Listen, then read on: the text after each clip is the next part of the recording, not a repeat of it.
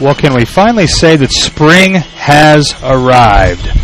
I don't want to hold my breath too long or too much because Indiana seems to have quite the sense of humor when it comes to the weather, but what a beautiful night. Finally, we broke the 80-degree mark, which I know usually is generally not a big thing that happens in most places in the summer or until that time, but finally, the warmest temperature of the year 2018 has happened to us finally here in Indiana. We are very, very appreciative of Indiana for it. Good evening, everyone. This is Tommy Coy here at the Crawfordsville Athletic Complex, the baseball field here at Crawfordsville High School, for tonight's Sagamore Athletic Conference matchup featuring the visiting Danville Warriors and our own Crawfordsville Athenians. Again, just a beautiful night. A little wind coming out of the southwest, gusting up to about 20-25 miles an hour, so the wind is blowing out. However, with the offensive struggles that both teams have had and with two very high-quality pitchers going in tonight's contest, I would assume more than likely that tonight will more than likely be a pitcher's duel for both teams, as both teams' aces will be on the mound tonight. As we had talked about earlier in the season, the Sagamore Athletic Conference has a log jam 1 through 6. 3 teams currently share a lead of first place right now, as the Frankfort Hot Dogs, the Lebanon Tigers, and the Tri-West Bruins all sit at 5-2 atop the Sagamore Athletic Conference, with the Athenians sitting alone in 4th place at 4-3, and then North Montgomery and Southmont sit in 5th place tied at 3-4. Western Boone sits in 7th at 2-5, and these Danville Warriors sit at 1-6. So really the conference, as we had talked about earlier in the year, being as wide open as it has ever been, is kind of forming out and kind of going in that direction right now. This week is a huge week for the teams at the top, as Frankfort is at Southmont. Okay, 2 teams obviously right there at the logjam. Frankfort at the top of the conference, taking on Southmont, who would like to kind of get things a little bit closer for them, obviously. Western Boone is at Tri-West. Western Boone sitting at 2-5 in the conference, getting 2 big wins over North and South this past week. Looking to maybe help some teams out and obviously help their own cause out by getting a victory against Tri-West. Peyton Young should be on the mound this evening for the Stars.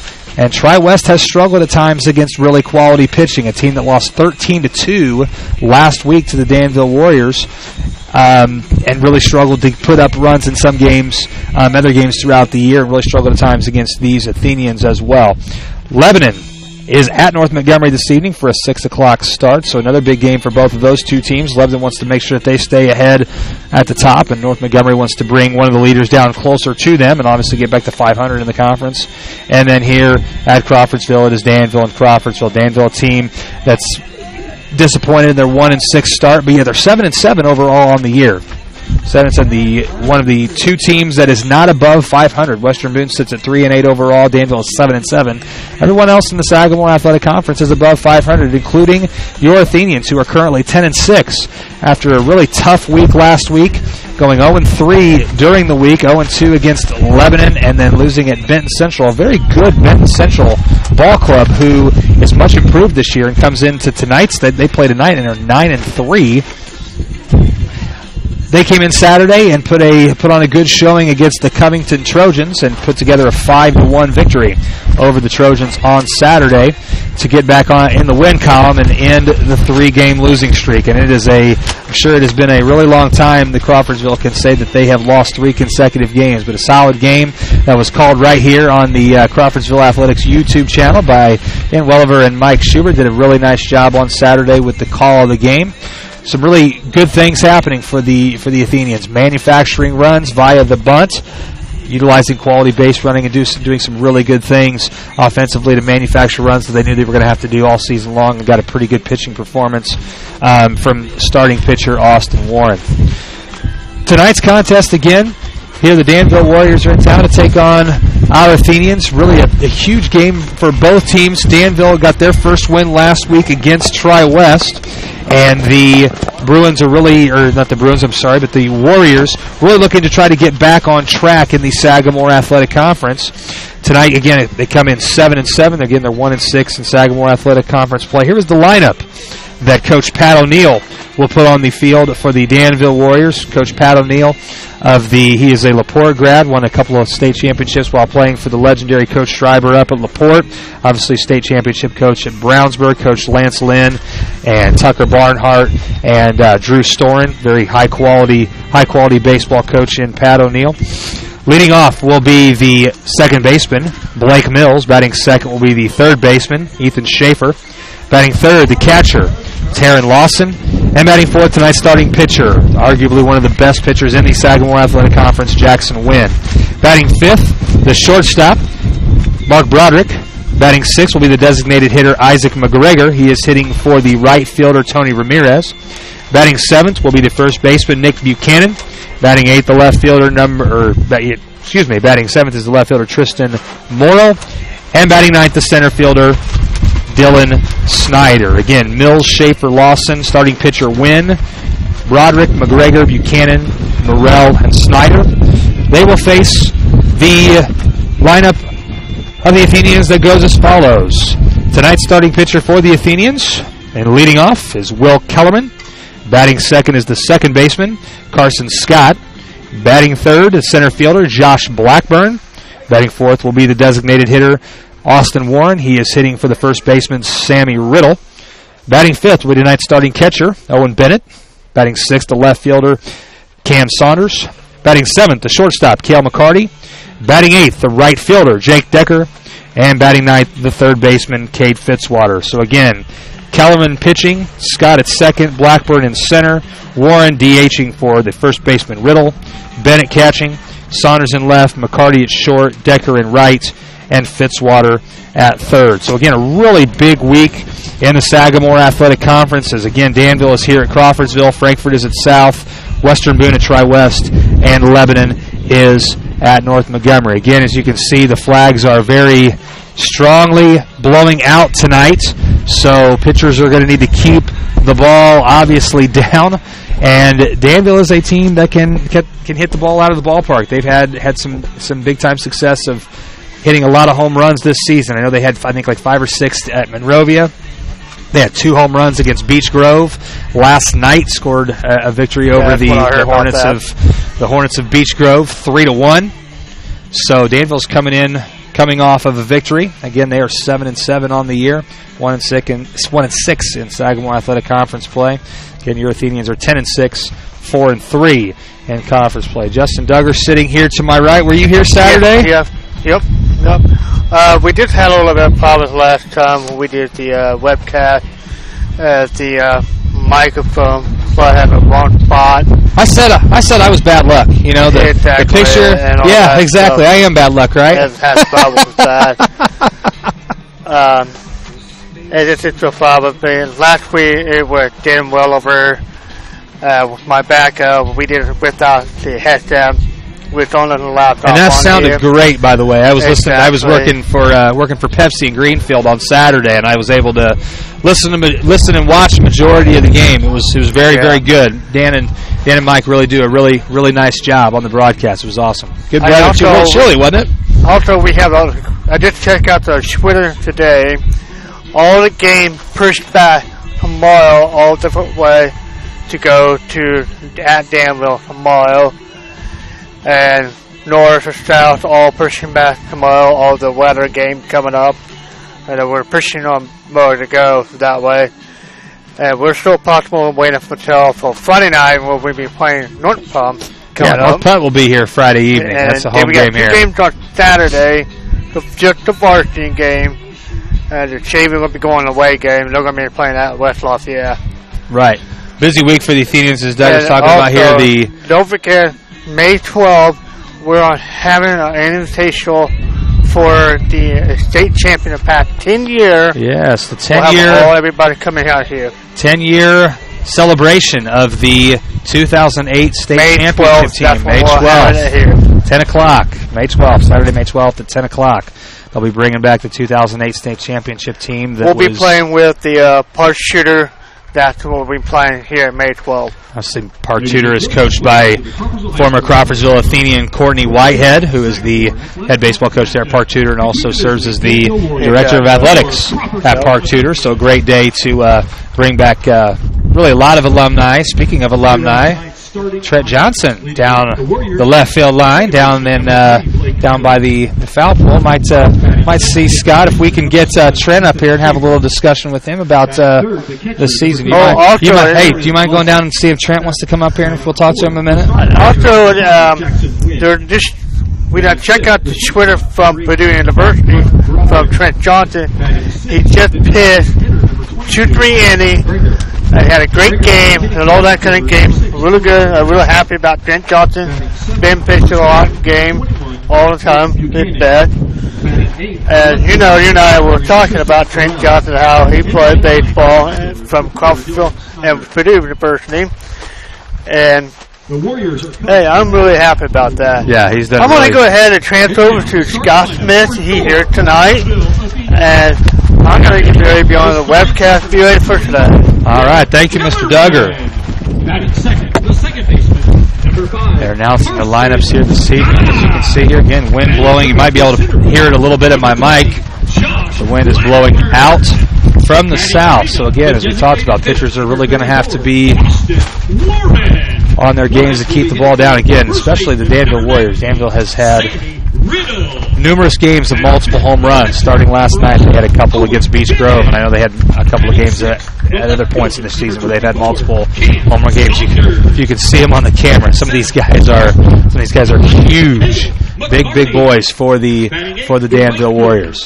So I'm going to step aside here as they're getting ready to do the national anthem for tonight's contest. Your Athenians are coached by Mr. John Froge. He is assisted by Rhett Welliver, Tony Bain, and Daryl Hobson. Tonight's umpires behind the plate, Mr. Shane Paget. And on the bases, Mr. Clayton Randolph. Ladies and gentlemen, please direct your attention to the American flag located in right field.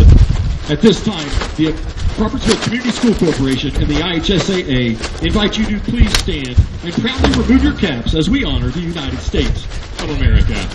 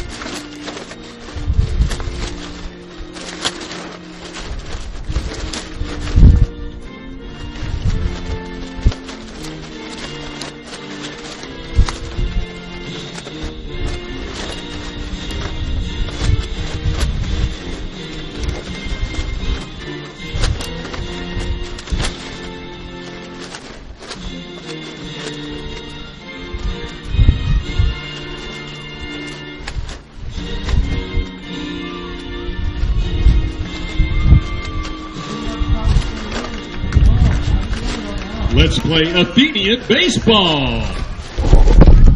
For our guests from Danville, today's game is being broadcast live on YouTube. If you know something, Again, I want to take this opportunity to welcome you to the beautiful Athenian Athletic Complex here at Crawfordsville High School. Tommy Coy and Scott Smith on the call of tonight's Sagamore Athletic Baseball contest between your Crawfordsville Athenians and the visiting Danville Warriors. Softball game has already gotten started just behind us. I didn't able to see a score, Scott? It was 5-0 last night. Near top of the fourth. And Danville is the cream of the crop in the Sagamore Conference in terms of softball. They are the team to beat. I think they're undefeated currently right now in Sagamore Athletic Conference play, aren't they? Either them or Lebanon. I know Lebanon's got a really good pitcher. So they do. I'm not sure if they've played yet or not. So they do. Yep. Well, I listened. I don't know if you were able to. You were doing the announcing on Saturday. I was. You as the voice of the Athenians. Well, I was filling in for the voice of the Athenians. I could never be the voice over Dave Raynor. Good gracious! There are very few. We are very, very lucky to have him. There are very few guys in the state that do that love Crawfordsville baseball like Dave Raynor does. He does a tremendous job. He hates to miss, but those stinking grandkids sometimes and the hunting trips and everything he likes to take, they kind of get in the way. So they do. He's very good about prioritizing things that are important. Obviously, Crawfordsville's right up there near the top, but obviously family and doing things that he loves to do is a big part of what he does. So Scott, a little bit of a rough week last week for the Athenians. Heard Mike and Dan talk a little bit about it Saturday. I don't know when the last time it was that the Athenians lost 3 consecutive baseball games, but it's not like nothing in Benton Central or slouch teams. They are pretty, especially Benton Central, much improved from last year. Yeah, Coach Welliver said that. I'm not sure who the pitcher was for Benton Central, but he said he was just as good as most guys they see in the conference. Right. I mean, he said he was pretty good. So. Yeah, something we haven't had here, Coach. Every time you and I do a game, the wind's hitting us in the face. It's a little different with it hitting us from behiin, blowing dead out to center field. This is beautiful. I made sure I said thank you, Indiana, for the wonderful weather that he provided us today. As Will Kellerman pitches strike right there to start the game. Good start there. First pitch of the contest to Blake Mills. He is the second baseman for the Danville Warriors. Second pitch is swung on and missed by Mills.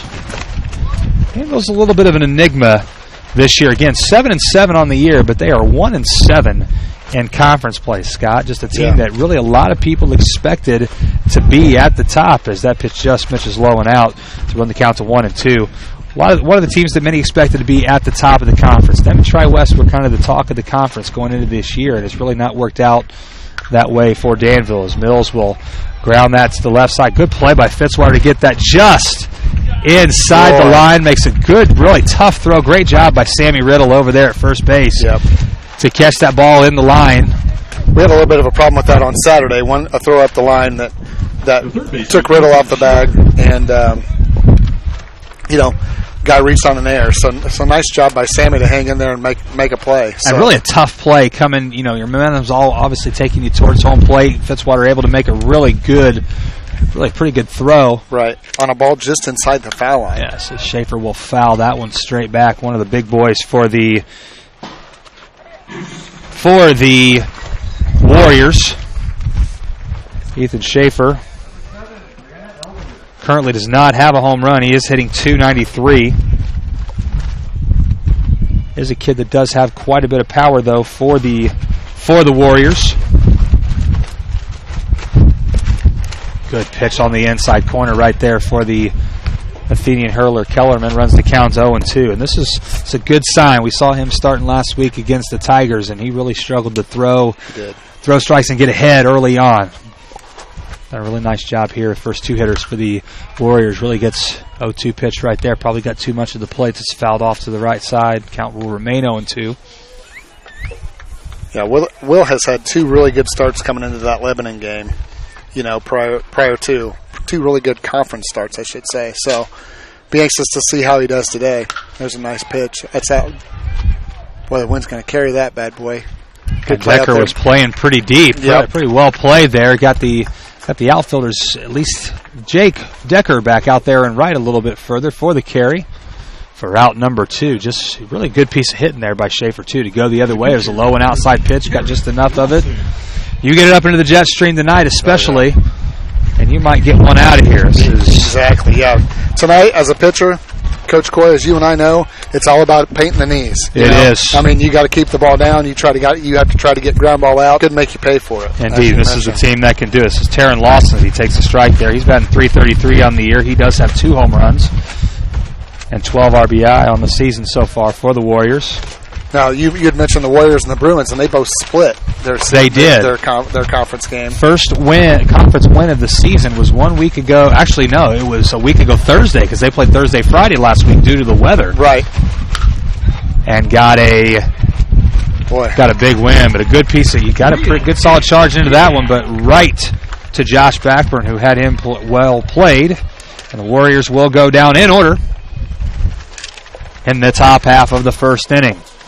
Again, it will be Kellerman, Scott, and Blackburn leading off for the Athenians. Yeah, a little different lineup tonight. He's used that the last, I think, since the. He has. He had the Lebanon game last week too. Oh, was it? Okay. I believe so. Okay. I believe so. Yeah, had Kellerman leading off, had moved Blackburn down to the 3-hole. Blackburn really done a pretty nice job of hitting in the leadoff spot, but just wasn't getting, obviously, the run support, and scoring runs has been at times an issue for the.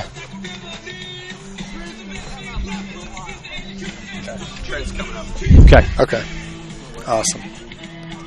Love to get the opportunity to talk to Trent, get him up here. Trent Johnson is here tonight. Do a tremendous game on Sunday against Rutgers through 5 complete innings, through 5+. Got the W in the 1-0 victory over Rutgers. I think it was a sweep this weekend, too. They swept Rutgers, didn't they? Yes, they did. And only gave up, I think, 4 runs all weekend, if I remember right, too. Something I mean, it was crazy. Pretty superb weekend for the Purdue pitching staff. When I looked at Trent's stats coming in, he had given up 2 runs.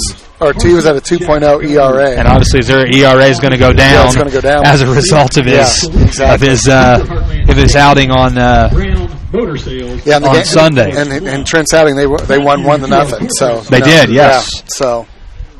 Yes, and the run support for him, he's had some games where he's gotten some run support, and he's really had to work in some tight spots. So it's, I'm curious to talk to him to see. Trent's pitched in some really, really big games, but it's a whole different level in the Big Ten, and they've faced some pretty good teams. IU with a team that's been in the top 25 for much of the year, right? And the Big Ten's really, for a team, for a conference that's in the northern part of the country, is a really good, obviously very good baseball conference. Really I think Michigan and IU both are ranked right now.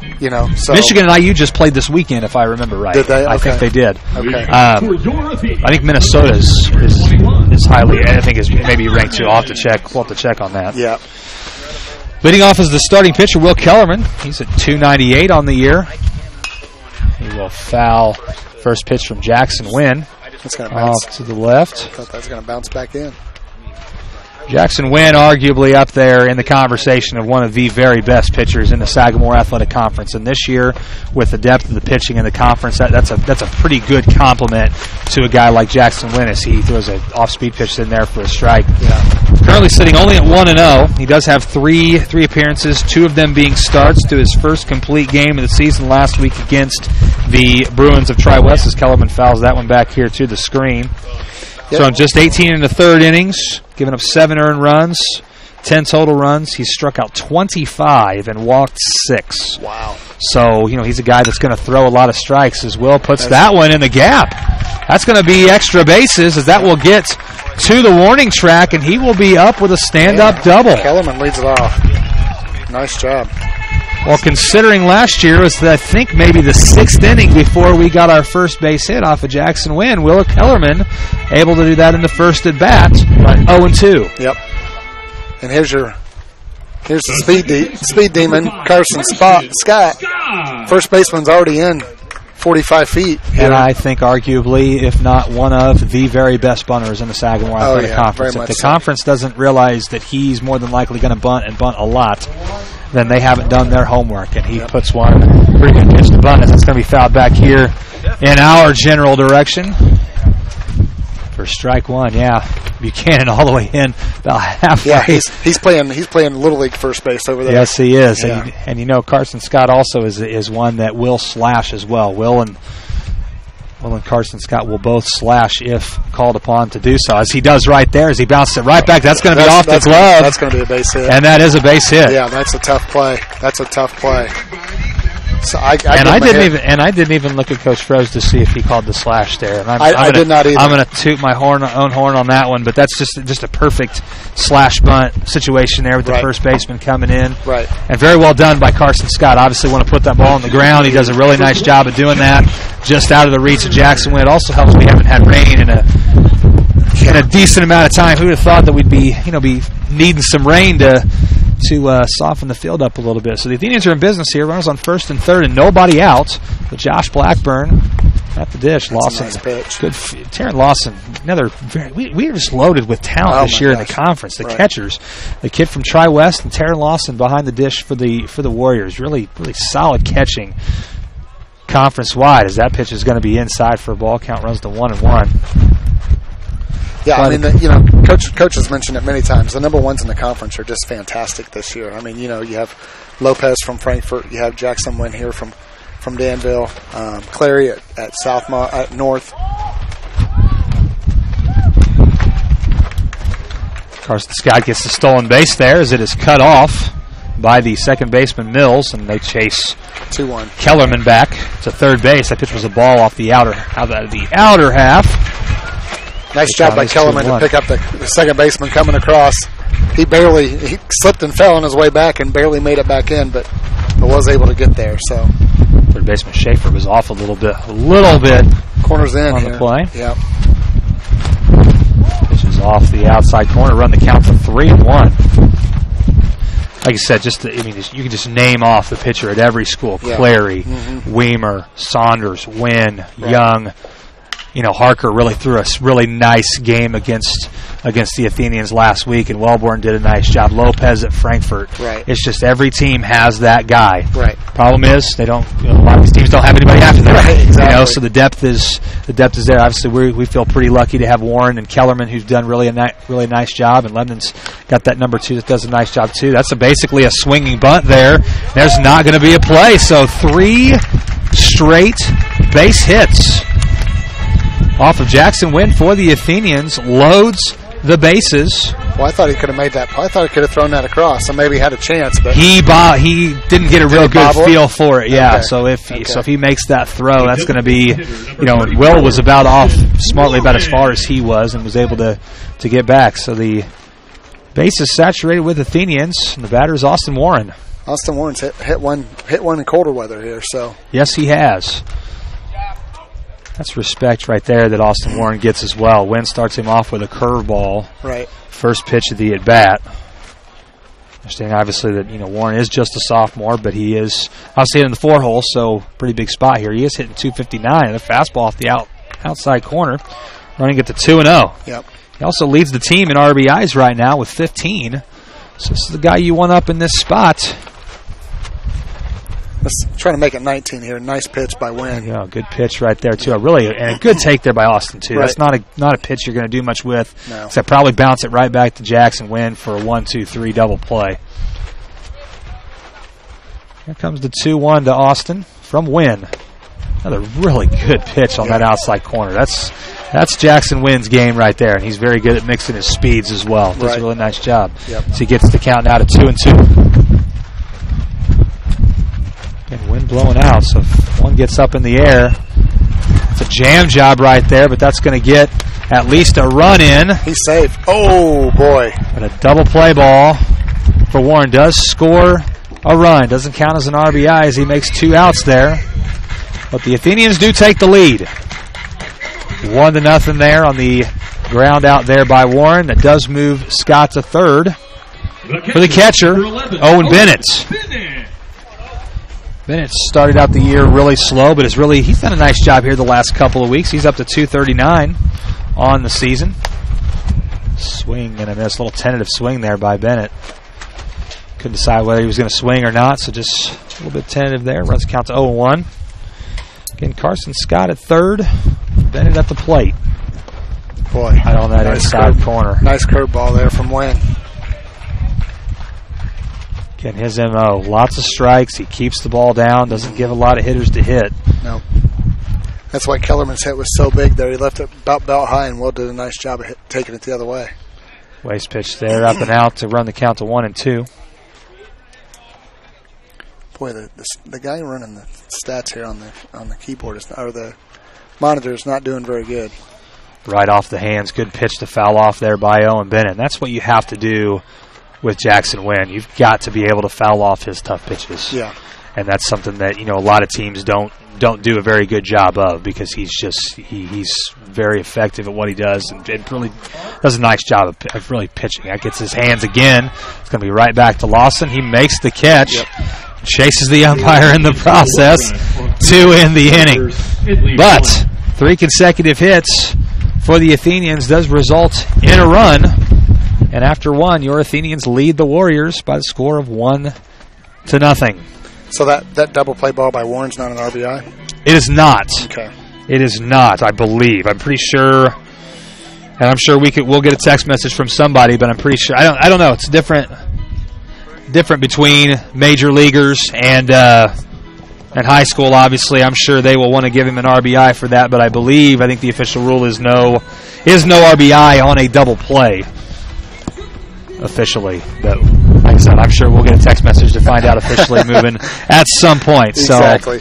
So here at the top half of the second inning, Wynn, Broderick, and McGregor. 4, 5, 6 will be up for the Warriors to face the Athenian junior or southpaw Will Kellerman. Again, a really solid first inning for Will. 1-2-3 start. First 1-2-3 start we've seen him do, I think, all season in his starts. He got into trouble against Western Boone, but was able to work his way out of it, and obviously started off slow last week against Lebanon, but really did a nice job there in that first inning. Yeah, the big difference between Willett against Western Boone and Willett Frankfurt on Saturday was just his control. Western Boone, he walked a lot of guys. He walked probably 5 or 6 guys, and Saturday he limited that to 1. And then, the Lebanon game, it just seemed like, is that the game where he got called for the balk? I think it was. Yes, it was. The wheels kind of came off after that. I think you said it right. Everything that could possibly go wrong, I think, happened against Lebanon an error that night. Here, and a walk there, and yeah. Well, I think I remember the stat line: six errors. Right. I think 11 walks. 11 walks. Yeah, it was, and 6 hits. Right. Exactly. And we had 10 hits. So you have 6 errors, 6 errors, 7 hits, and 11 walks. I think it was somewhere like 25 free base runners. You're not going to win a lot of games. No, you're not. No matter who you are. Exactly. So here's Jackson Wynn, Danville starting pitcher. Again, he had a home run last night against the Hornets of Beech Grove. He is currently on the year hitting .355. He is the second leading hitter for the Warriors as he fouls that one back to the screen to run the count to 1-1.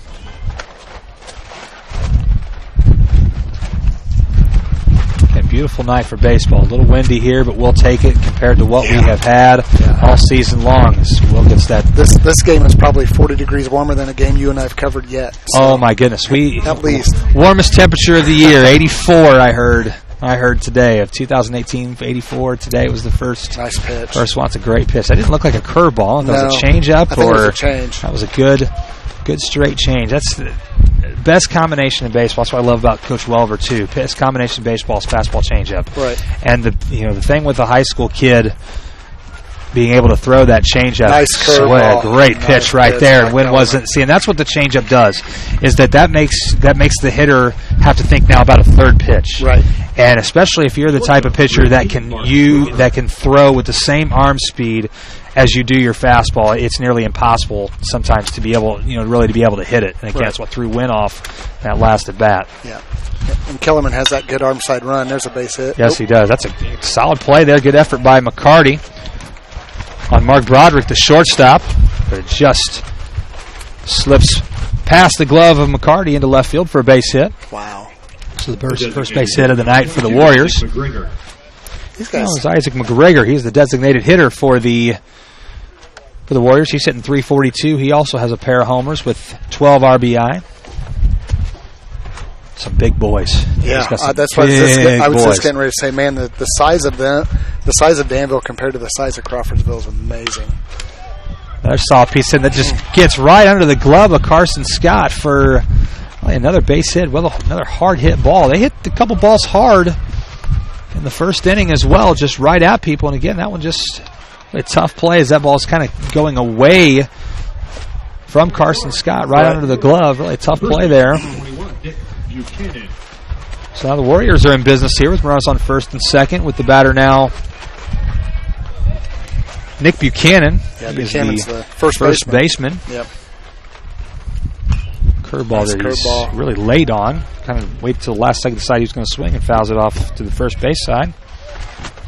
Buchanan's hitting .333. Also has a home run and just 3 RBI on the year. Broderick's getting a pretty good lead out there at second base. We'll see if Crawfordsville tries to work in something behind him a little bit. Second look, and there it is. Good dead leg move. He started to break towards third base, but then saw that the dead leg move was coming and gets back. Really good read there by Cale McCarty. That's the great thing about the middle infield right now. Both pair sophomores really learning a lot this year. Will help as Buchanan golfs that one, tries to send it out to the high school with the pitching wedge. Runs the count 0-2. I thought I heard him yell 4, but I can't hear very well with the headset on. Kellerman's 0-2 is a Nice swing pitch. and a miss. Great pitch right there from Buchanan. Big strikeout for Will. And again, I don't know if he took a little bit off of that as well. It looked like Buchanan was out front. Yeah, that ball had a nice arm side run for Will and kind of ran away from the right-handed hitter. It did, and especially if he throws a circle change. That's the great thing about his fastball is his fastball gets that tail to the outside corner of a righty's changeup. If he does a circle, do the same thing. Another good fastball run there to the left fielder, Tristan Morrill, as he fouls that straight back. Will's presence tonight just is different. He looks like it's amazing what warm weather will do. Exactly. It really does. A pitcher gets really nice and loose. Amazing how much better you feel on a warm night than a cool night. Oh, boy, that's up in the stratosphere. Get out, and it will do so, as that is a 3-run home run by Tristan Morrill. He went down and got that one. He did. That wasn't a bad pitch. That wasn't. That was a pitch he went down and got. And the Warriors, just like that, with one swing of the bat, will take a 3-1 lead over the Athenians. Yep. We talked about getting the ball up in the atmosphere, and with the wind blowing out strong to right or left, it would carry. And boy, he got a pretty good jolt on that one too. I think tonight, even without the wind, I think that would have been a ball that would have got out of here. There now. That fastball is way outside. That's Dylan Snyder, the center fielder. Snyder hitting .308 on the year. A lot of seniors on this Danville team. That's the interesting thing. That's just misses inside to run the count to 2-0. It's the one thing about every team in this conference other than the Athenians. They are very senior laden. Exactly. Very senior laden. All 9 of Tri-West starters were seniors. Let's take a look here, but it looks like a majority of this crew is seniors, as that pitch is high and out for ball. Run count to 3-0. McGregor is a senior. Lawson's a senior. Snyder's a senior. Mills is a senior. Yeah. Schaefer, and Wynn, Buchanan. Yep. There's 2 juniors Morrill, in the lineup and a freshman playing right field. There's ball 4 to Snyder, and that brings us back to the top of the order in the form of Blake Mills. Mills grounded out to Kate Fitzwater on his first at bat on a nice play by Sammy Riddle. It's one thing you don't want to see from your pitcher is a 4-pitch walk after giving up a home run. So we'll see how Will dials in here. And boy, he's just hitting that right down the line. Foul. On really what was a really good pitch. It's just sometimes you got to tip your cap to the hitter. Right. As he went down and he got it. And the 2 base hits he gave up, tough play at second. Carson, really felt like he should have had that ball. But it was a base hit, good hard hit ball. That could blow back. Might come back, but that just has just enough to get out into the bleachers. As it will right up to I don't know who that is standing. I think that's Brian Saunders. Is that Brian Saunders? Yeah, I think so. Nice grab there, back up to him. Kept his eyes on it the whole way. Look at that, nice work. I think that's Saunders standing next to him. I think it is. Yeah. Kevin Kellerman down there obviously has to make sure he's got eyes on both fields. As Lauren's playing over at the softball diamond, and obviously Will is pitching here as that pitch is fouled off right there at the plate. Count will remain 0-2. Again, a really good 0-2 pitch right there from Will. That's heading right down toward home plate. Right. Mills, I think, doing a little bit there to protect his runner as the runner had started to go on first movement by Kellerman. Kellerman sets. Takes a look at first and delivers. Nice Curveball pitch. right there for strike 3. And that will end the inning. The Warriors score But the score of 3 runs on 3 hits. No errors and leave 1 left. So Yeah, Danville with a 3-1 lead here going into the bottom of the second. 2 pretty good base hits, hard hit base hits for the Warriors. And then the 3-run home run by Morrill, correct? Yes, Morrill. Yep. By the 8-hole hitter, Tristan Morrill, gives the Warriors the lead going into the bottom half of the second inning. Wynn will face the 6, 7, and 8 hitters in the Crawfordsville lineup. That's Saunders, McCarty, and Decker.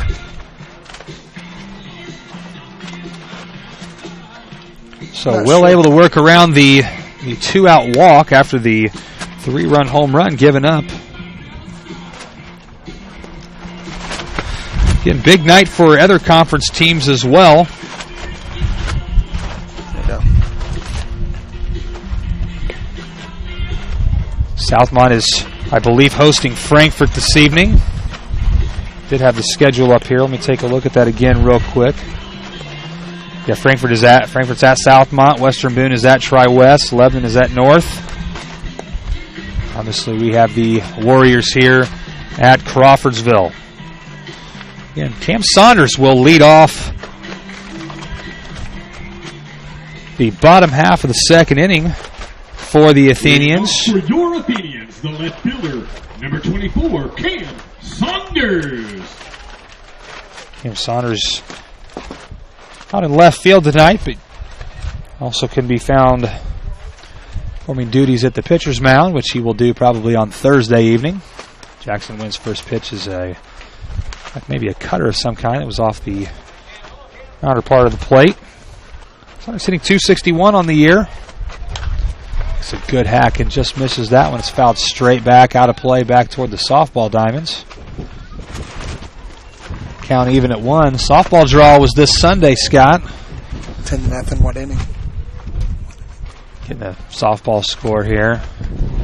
So Wynn winds and deals the 1-1 to Saunders as that is taken low for a ball to run the count to 2-1. Hard to believe they had the softball draw already. I know last year was the first year they moved the softball and baseball draws up to the time period they did. That pitch is fouled straight back, running the count to 2-2. Baseball draw will be this Sunday on the IHSAA television network. 5-team sectional this year. Indeed, as Saunders swings and misses at that good pitch from Jackson Wynn for the first out of the inning. That sectional is at baseball sectionals. Softball is at Tri-West this year. I think that's 16. That's 16. Isn't it? 16 softball section will be a 5-team baseball section, which will be here. Right. So sectional and regionals both will be here at Crawfordsville High School this year, as Cale will take that first pitch curveball inside for a strike. North Montgomery leads Lebanon 4-0 after 2. It's a big game, really, for both teams, as Lebanon wants to keep pace at the top, as that's going to really a tough play there for really both the third baseman and the shortstop. Looked like the shortstop had the best play on that. It looked like Schaefer kind of cut in front of Broderick there at shortstop and bounces off of the knee of Broderick. So that's going to be probably an error. That's going to be that's a tough play to make. That's going to be one of those coin flips there. Yeah. I say you almost give that a base hit. They haven't marked anything up on the board yet, but I'd say it's a base hit. That's going to be. I mean, that's a tough play. Yes, I can't. They just graduated a really good shortstop last year. I wish I could remember his name as Jake Decker takes first pitch fastball low for a strike. Yep, he's button. He's make sure Coach isn't in the frame. He's button here. I think Wynn kind of has an idea of something going on there as well, as he throws back over to check on McCarty at first. I wish I could remember the shortstop's name last year at Danville. He was an excellent player. So Broderick is a new guy filling in for a 4-year starter for Danville at shortstop. We're kind of familiar with that, as that took an interesting hop. It did. Second base, Mills able to corral it and get it to Buchanan at first. to retire Decker, but McCarty is able to move to second base. They did give Danville an error on The that. third baseman, number 25, Cade Fitzwater. What do you think? We want to give him a base hit? Or we want to give him an error? That's tough. It is, but that's a play maybe that the shortstop makes that the third baseman doesn't cut in front of. So I kind of get the call, but So E5. I'm trying to think like Coach Frost, because that's a really tough play as Fitzwater takes the first fastball there for a strike. Oh boy. Swing and a miss. Good I'm not sure curveball there. Is that what that was? Wow. Yeah, That was nasty. it was. Count runs now to 0-2 to Cade Fitzwater, the senior third baseman. And sets, checks McCarty, and delivers. Good 0-2 pitch there by Wynn that Fitzwater is able to foul off. And again, you've got to do that with a quality pitcher like Jackson Wynn. You've got to, if you find yourself in an 0-2 hole, you've got to battle and just fight off those tough pitches and make contact and foul them off, which is easier said than done. That's how you have success against a pitcher. It's a really tough play there by the shortstop, Broderick. Fitzwater is able to beat the throw.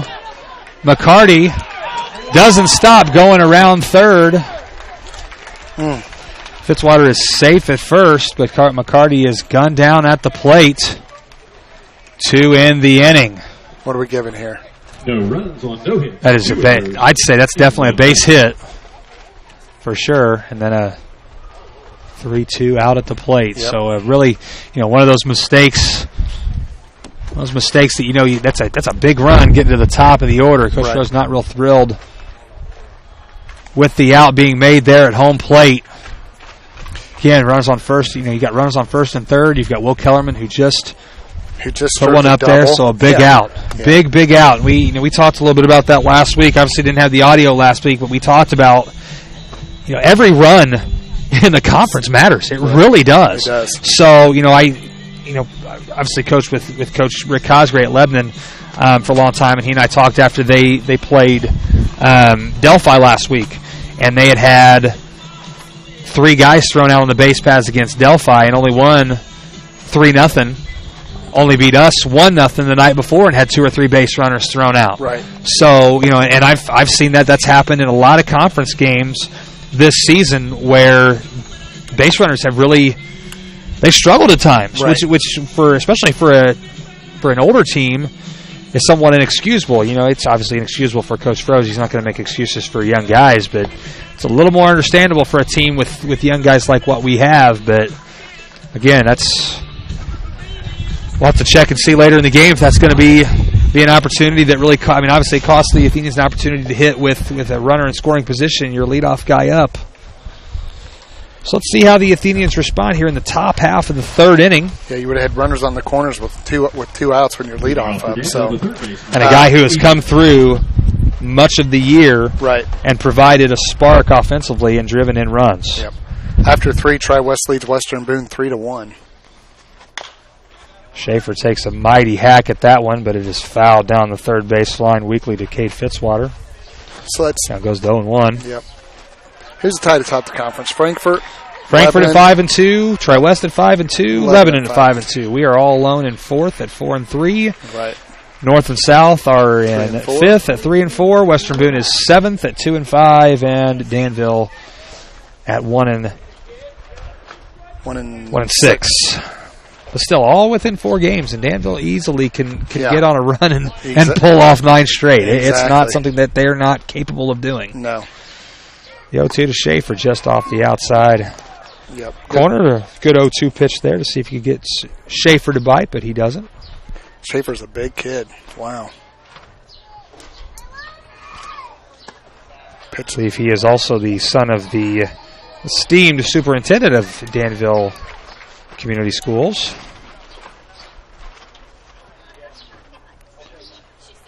I believe he is a senior as well. I think he's a senior. He is a senior. Yep. That's lined into center field for a base hit. Yep, a little bit of a hanging curveball there by Will.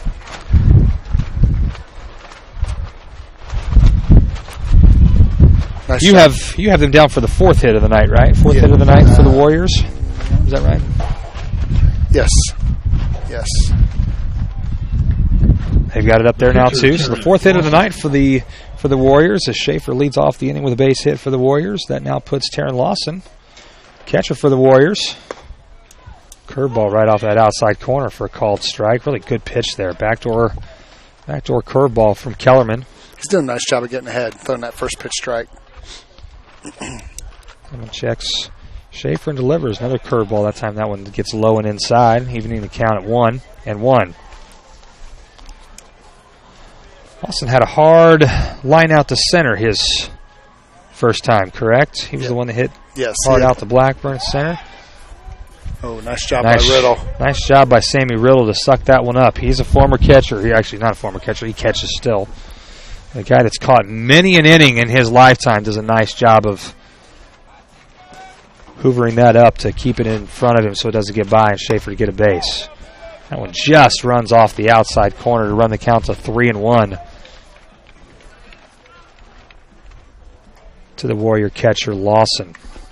Again, Schaefer at first. He takes his lead. Kellerman takes a second look and delivers. That's going to be high. That's going to stay in play. It's going to stay in play. Sammy Riddle is able to make the catch.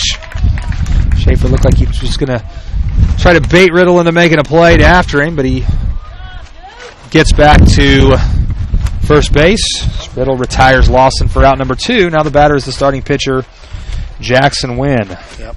Jackson was a looker his first time up on a nice pitch by Kellerman down and in. So curveball. Yes. Jackson Wynn was not at all looking for. That pitch stays up for a ball. Again, a lot of pop in this Danville lineup. Jackson Wynn had a home run last night at Beech Grove. Struck out looking his first time here, but is very capable of hitting a ball hard. Kellerman's throw over to first. Schaefer easily gets back. Again, score 3-1 here. Danville scored 3 runs on a 3-run home run in the second inning. That's going to get to the gap. More than likely going to score. This is going to be a double and a run scored by Schaefer. Hard hit ball there by Jackson Wynn to the left center field gap. Drives in a run. Yeah, good hit by Wynn. Went down and got it, too. Another really solid pitch there by Kellerman. And, again, at times, you just tip your cap to the hitter. Sometimes they just, you hate to as a pitcher to tip your cap, but sometimes you just have to. That was a really good piece of hitting right there off the outside corner of the plate, down low, went and got it and put it into the left center field gap. So the Warriors extend their lead to 4-1. Yeah, Broderick Singleton scored his last time up on the 3-run homer. Kellerman's curveball is down low and in for a ball. Again, just one out. Courtesy runner came in for the Warriors. Starting pitcher, it's like Gabe Farnsley, be the courtesy runner for Wynn. That's going to go to the right center field gap. Looks like Jake Decker is going to camp under it and make the catch. Oh boy. Gets that in quickly. Nice job there by Jake Decker to get to that for out number 2. Keeping Farnsley there at second base. Looks like we have some action down in the Athenian bullpen. The designated hitter, Isaac McGregor. Austin Warren is the one getting ready to start getting loose down there in the Athenian bullpen. Again, Isaac McGregor, the designated hitter for the Warriors. He also singled his last at bat. Was on base for the 3-run home run. First pitch. Looked like he wanted to call on the swing, but I think he wisely held up. I think he held on there. Those inside pitches, sometimes they're so hard you're trying to lay off of, but you're also trying to make it miss you, so sometimes you inadvertently swing. Nice Good pitch. curveball right there, and McGregor takes an aggressive hack on that one. Evens the count at 1-1. Again, 2 down here. Top half of the third inning, a run in already for the Warriors. Farnsley out there at second, and that's going to be lined into center field for another base hit. Blackburn gets to it quick. He throws it home. Good throw. Yep. Riddle cuts it off. Probably wouldn't have gotten Farnsley anyway at the plate, so another base hit. And then McGregor advances on the throw from Blackburn. Second run into the inning for the Warriors, so they will extend the lead now to 5-1 over the Athenians. Boy, another decent pitch there by Kellerman. Just again went down and got it. Yeah. Put it in center field. So McGregor at second. The batter is now Buchanan, the first baseman. Well, they're going to say he swung at that. I think it was a called strike anyway. That was a pretty good pitch anyway. Yeah. So, on the outside corner, runs the count to 0-1. Buchanan struck out his last time up. Ground ball left side. Good play by McCarty. Great play by McCarty. Ooh. Great play by McCarty to get the runner at first. Well, we'll see. We'll see if that holds up here. They're saying that he pulled Sammy off the bag. Clayton Randolph, the base umpire. Mm-hmm. In terms of time, it looked like he clearly got him, but I don't know if he was off the base. It looked like he held and then finally pulled off there at the end. Of course, everybody else is saying that, he's out. Right, exactly. Good play by McCarty. Yeah, that was a great play. That was a good play by McCarty. Play. Yeah. Good throw across the diamond. It did pull Sammy off a little bit to his left, but he looked like he hung on to the base. They're calling. And they're going to bring them all back out. Yep. So they did say that he was off the base. Coach Frogg's going to come out and talk to the home plate umpire. Too bad we don't have instant replay where we could take a look at that. You know what? I think it was a situation where Riddle almost could have gotten back to the bag before the guy actually got there. You know what I'm saying? I mean, even though his foot was off the bag, he could have easily rocked backwards and got the out. So I'll give that an E6, and Buchanan reaches first, and McGregor moves to third. That'll bring up the 8-hole hitter. That's Tristan Morrell. Yeah. He's the one who hit the 3-run home run in the top half of the second inning. So now he was all ready to be out on defense. Right, exactly. So here now he is. So again, this might be a little bit to the advantage of the Athenians. We shall see. So Kellerman back out. Again, 2 down here. Runners on first and third for the Warriors. Ball's taken down low. And Waston Warren down warming up in the Athenian pen. Good pitch by Kellerman. On the inside corner for a strike, running it to 1-1. Again, McGregor is at third.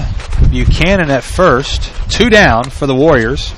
They have 2 runs in already here in the top half of the third inning. That fastball's off the outside corner for a ball, running the count to 2-1.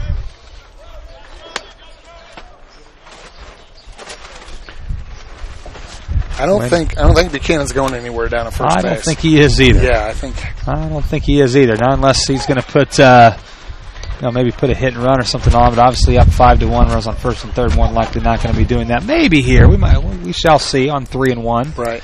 Obviously, we'll be moving if the count goes to 3-2 with 2 outs. Comes the pitch to Morrell. Nice pitch.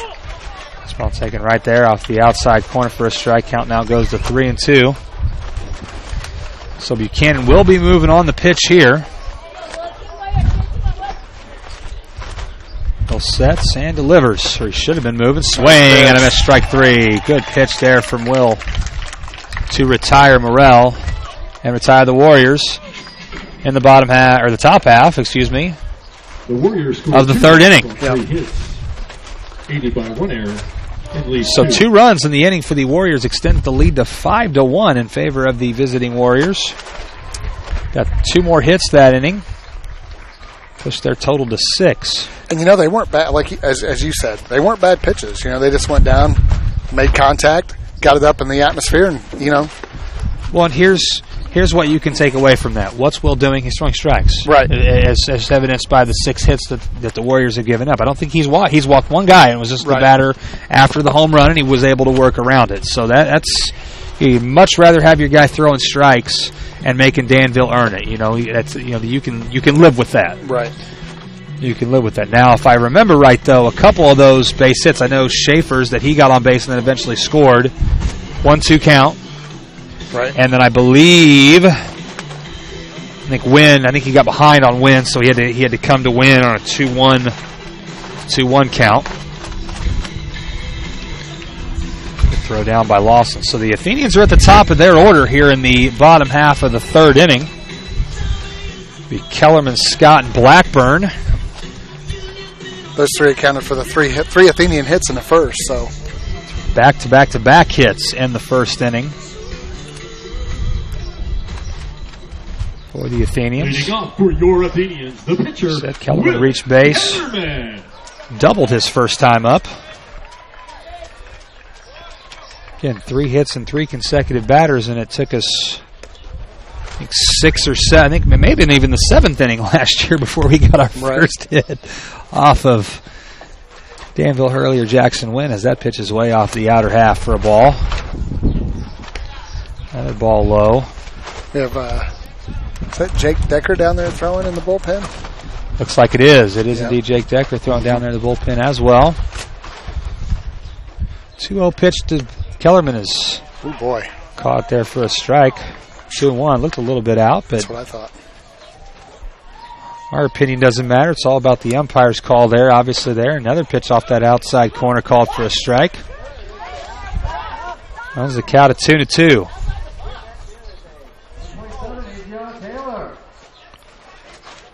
And still blowing out. It's kind of been gusty at times, died down a little bit, and then picks up and kind of goes back and forth. But at least it's still warm, Scott. Right. Fantastic. We don't have blankets on. Indeed. That's a plus, and we won't need it all night long. That's awesome. Yep. That is awesome. That pitch is over the head of the catcher. Lawson runs the count full to the Athenian hurler, Will Kellerman.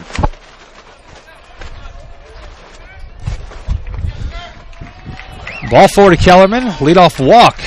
That's what the doctor ordered for the Athenians here in the bottom half of the 3rd inning. That will bring up the 2nd baseman, Carson Scott, who slash bunted his way on 2nd baseman, Carson Scott, in the 1st inning. Schaefer at 3rd down there playing about 40 feet away from home plate. Wynn checks on Kellerman over the 1st, but nothing doing.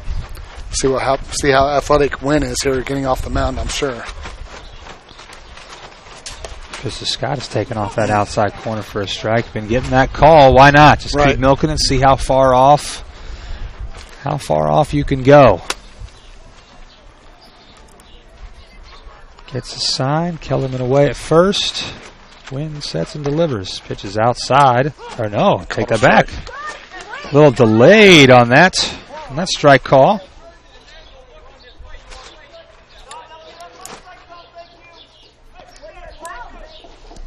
Count now goes to 0-2. Carson getting his signs. Jackson waiting for the pitch. Gets his sign. Schaefer's still in quite a bit there at 3rd base. Even with 2 strikes on Scott. Coach Froch will go to the 0-2 bunt or the 2-strike bunt every once in a while, but the way Carson swings the bat, not a guy more than likely we're probably going to see lay down a 2-strike bunt. Swing and a miss, strike 3. And records the first out via strikeout. There's now Josh Blackburn, who also singled his first time up in the 1st inning. He was left stranded on 3rd. Checking on Kellerman, make sure that there's nothing going on. A decent quick move for a big guy over to 1st base. Yep. Gets a sign, sets, deals. Curveball off that outside corner for a strike.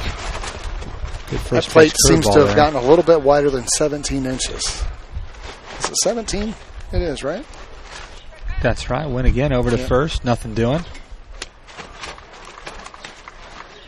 Again, it comes down to consistency. If the guy's going to stay consistent on that spot all night long, and it's the same strike zone, if it's early in the game or late in the game, that's one thing. Broderick will take it himself at second and retire Blackburn at first for the double play, and that will end the Athenian inning. No runs, no hits, no errors. Yep. And the Warriors will come back to the plate the top half of the fourth inning, leading the Athenians 5-1. So does Kellerman come back out here? Yep. Riddle's back at first, so. Decker heading out to picking up Josh Blackburn, bringing the hat and the glove to the junior center fielder. Purdue Boilermaker freshman starting pitcher number 36, Trent Johnson. Rainer announcing Trent Johnson and the welcome back to Rick, always an Athenian. Trent Johnson back to the complex this evening. Hoping he comes up here to talk to us a little bit. He's heading this direction. Oh, is he? Sees Justin Duggar. We may get to talk to him in about the fifth inning. Then. I was going to say, maybe even the sixth. We'll see. We shall see. Yeah. The Warriors will have 9-1-2 here in the top half of the fourth inning in the form of Snyder and then Mills and Schaefer. Again, this is the offense I would assume that Danville expected to see all season long, what they have done here this evening. And again, we talked about it. Will's really done a nice job of throwing a lot of strikes, and some of the hits that the Warriors have gotten off of Kellerman have really been solid hits. It's not that they haven't, all 5 of those runs really have been earned, and that's something that we can live with instead of the 15 runs on the 6 walks or the 11 walks and 6 errors and 6 hits. Well, so here's Snyder leading off the top of the fourth inning. Snyder swings and misses on the Kellerman fastball on the inside part of the plate as the count goes to 0-1. I am privileged to be joined here by Purdue freshman sensation, 2017 grad, Trent Johnson. Trent, good to see you, buddy. Good to see you, Great Coach. to see you, man. I'm doing well, buddy. I hate to say you might be bad luck, but I know. That's all right. Looks that way. That's all right. Snyder pops that one straight back to Owen Bennett. He will just off the glove. The wind really wreaking havoc on the sophomore catcher for the Athenians. Trent, good to see you, man. How's your freshman year going? It's been great. It's been a really cool experience. Just a big adjustment. I mean, thankful for the program that I come from because the way Coach Waz runs things is pretty similar to Coach Froge. So that's been good for the adjustment process, but it's been a lot of fun. Snyder swings and misses at strike 3 there. Really good fastball by Kellerman off the outer part of the plate. One academic question, and then we'll get to the most important part. Right. And that's the baseball part. So what's the biggest adjustment you've had to make academically? Did CHS really do a nice job of preparing you for what you're seeing at Purdue, or what's the biggest thing you had to change in terms of your academics? I would say as far as doing the work, Crawfordsville did prepare me, but with college, obviously, you aren't in a classroom all day. You aren't doing your work there, so you have to make sure you're setting time aside and you obviously have to study a lot more on your own. So you just have to kind of be dedicated and stay committed to your work. But if you do that, then you'll be all right. Kellerman gets to count to 1-1 here on the leadoff hitting Mills for the Warriors. No, a lot of Division I athletic teams that pitches fouled up. They do study tables. You guys do any type of study tables? We have awesome. 8 hours a week for anybody under a 3.25 or that's a freshman. Right. So I was over the limit first semester, but since I'm a freshman, I still have to go. That's good. That helps the make sure that you guys get adjusted well to it. That's really it definitely really does. good. Like, I mean, we complain about it at the time, but it definitely does help you to make sure you're getting your work done. I think you guys have a lot of freedom in high school. It's amazing how much more freedom you get when you get to the college level. That's crazy that's amount. Awesome. That is awesome. So go from the fall where you're fighting for a spot on the roster, really, and here now you are the Game 3 starters. That ball is grounded to McCarty. Throws out Mills for the second out of the inning. Talk about what kind of things. Obviously, it's going from the fall where you're just you're one of the freshmen. You're really one of the bottom guys, and here you're really working to make the team, really make an impact. And here you are now to go from that guy. Obviously have some great teammates. Love the follow on Purdue Twitter. All the things you guys do, that stuff is awesome. Definitely. And it looks like you guys are really a really tight knit group. Yeah, we are from top to bottom, which is just awesome. So what kind of things did you have to do from the fall to the spring that really helped you to get to the point to where you are? Because obviously you're competing against obviously all different guys at all different levels, all different ages for a spot, whether it be in the bullpen or be in the rotation. So what kind of things did you do to get yourself to the point to where you are right now? As McCarty makes a great play to get the third out of the inning and retires the Warriors in the top half of the fourth. I would say the biggest thing is just you got to show up every day and just try to be the best as you can be. Like you said, in the fall, I didn't know if I would have a spot. We were making 14 cuts, and there were 49 guys. We had to get down to 35. So at that point, I didn't know if I was going to make the team. I didn't know what was going to happen. So it just makes you work harder and stay even more motivated. And just took it one day at a time. And I started to prove myself in scrimmages in the fall, and then coming into the season, I kind of thought I'd be a right-handed specialist, and I'd come in and throw some sliders, which is what it started as for the first 2 or 3 weeks. And then just kind of we needed a midweek guy to start because we had somebody struggling, and so they threw me in there. I mean, I think a lot of guys, even on the team, like just because I hadn't proved myself, they kind of thought coaches were throwing me to the wolves just to see what would happen. And it did go pretty well, and then I got another chance, and so far it's been going well. Well, and let's be honest. I mean, you've been you weren't really thrown to the wolves here. I mean, you were pretty well prepared, but I mean, right. You pitched in some big games. Right. You really have. So yeah. I mean, now the Big Ten is obviously a whole different level than obviously right. this is. I mean, let's be honest. But you pitched really did pitch in some really big games. Yeah, no, some that's really true. big games. So that I mean, it's not like you weren't prepared for that spot. But what is the difference? Obviously, a big game here. Big game up at that level. What do you notice is the biggest difference? I mean, when it comes down to it, and you step on the rubber, it's still the same game. You still got to make your pitches. But I would just say the biggest difference is you have way less margin for error. Like here, where you can get a strike called that's maybe 6 inches off the plate. I mean, you're not getting that call any day of the week at that level. So that's definitely one of the things. And then it's just kind of learning how to be at your best. Like when we had IU, we had 2,400 fans there, so that's obviously a little bit different when you look up into the crowd and you see that many people. Yeah. So I mean, it's just kind of a learning experience every time I go out there and throw. Austin Warren leading off for the Athenians here in the bottom half of the fourth inning. Fouls off the first pitch there and swings and misses. A Jackson wins 0-1 offering.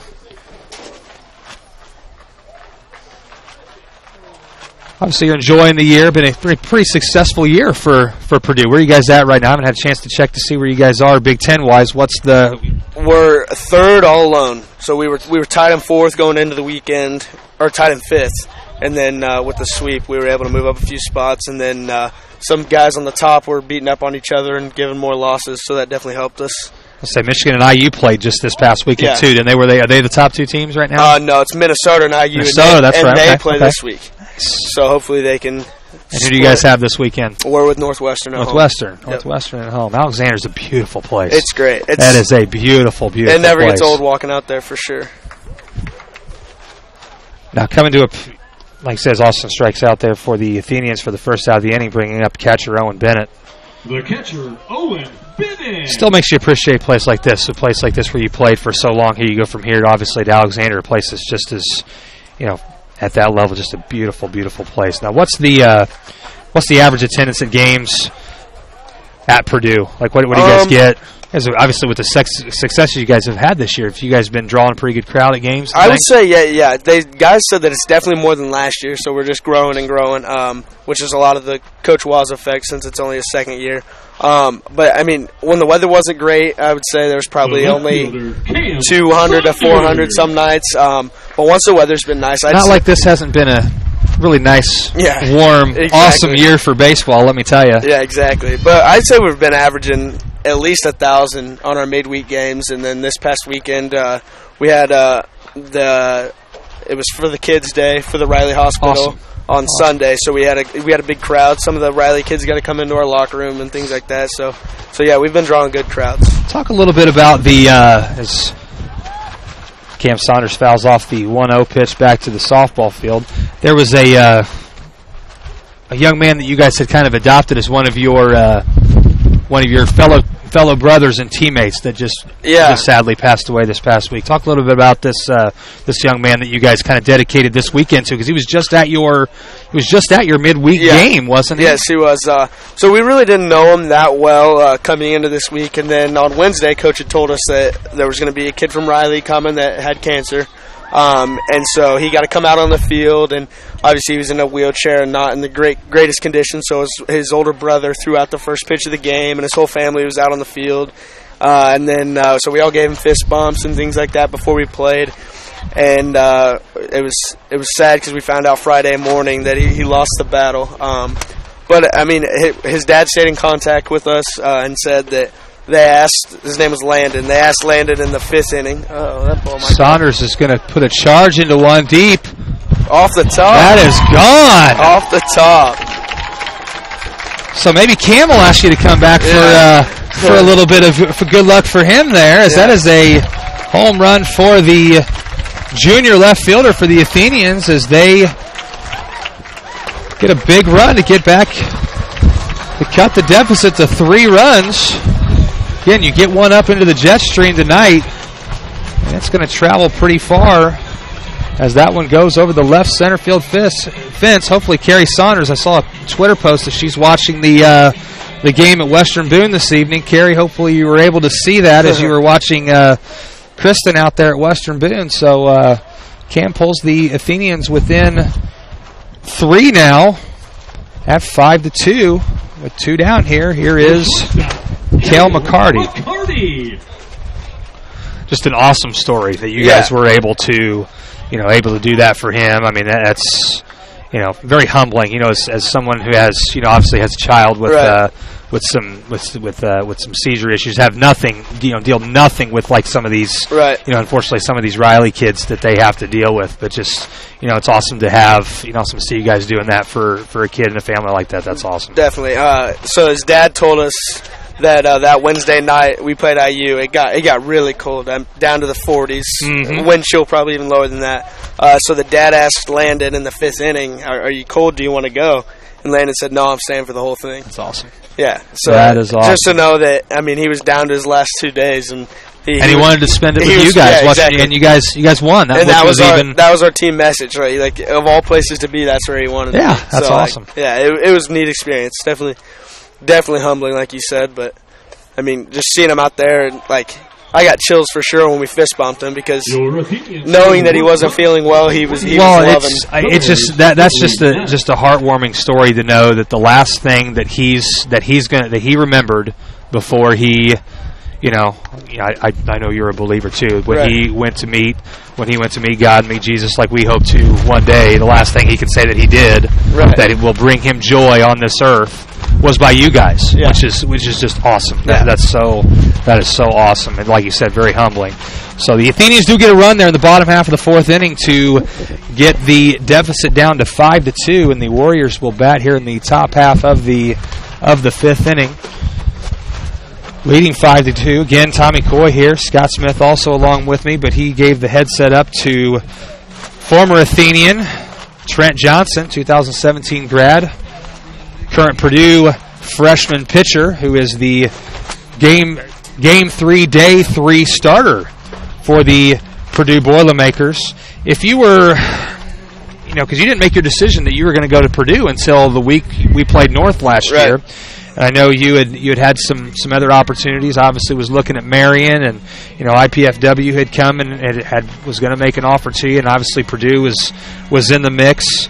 Obviously this is the week we played Danville last year. If someone had told you at this point last year, had come to you, at this point last year, obviously had a great year last year. They'd come to you last year and said, "Hey Trent, a year from now, you're going to be a starting pitcher for the Purdue Boilermakers. You're the Game 3 starter." As Lawson hits a base hit into right field, you're going to be a starting pitcher for the Purdue Boilermakers. You're going to have an ERA under 2. Yeah. I definitely what would you have said? I mean, what would you be thinking? What would be your first comment? I mean, whoever told me that, I wouldn't be trying to attack them, but I'd definitely call them a liar and say there's no way that's going to happen. Because even like I said, when I did make the decision to go there, like there was still a good chance I wouldn't have even made the team. So right. I mean, I'm still in shock, honestly, with where I'm at. But I'm super thankful for the opportunity, and just the fact that I'm still getting to play baseball every day I couldn't ask for any more. Jackson Wynn is the hitter for the Danville Warriors as Kellerman makes a throw to keep Lawson close over there at first.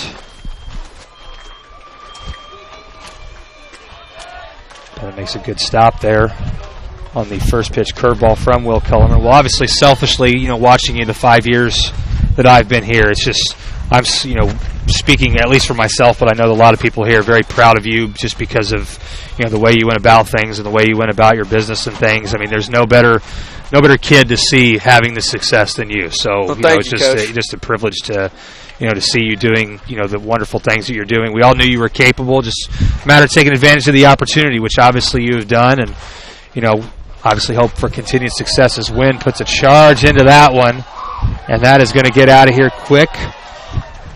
Just to the right of the scoreboard for a 2-run home run for the Danville Warrior pitcher, and that will extend the Warrior lead now to 7-2.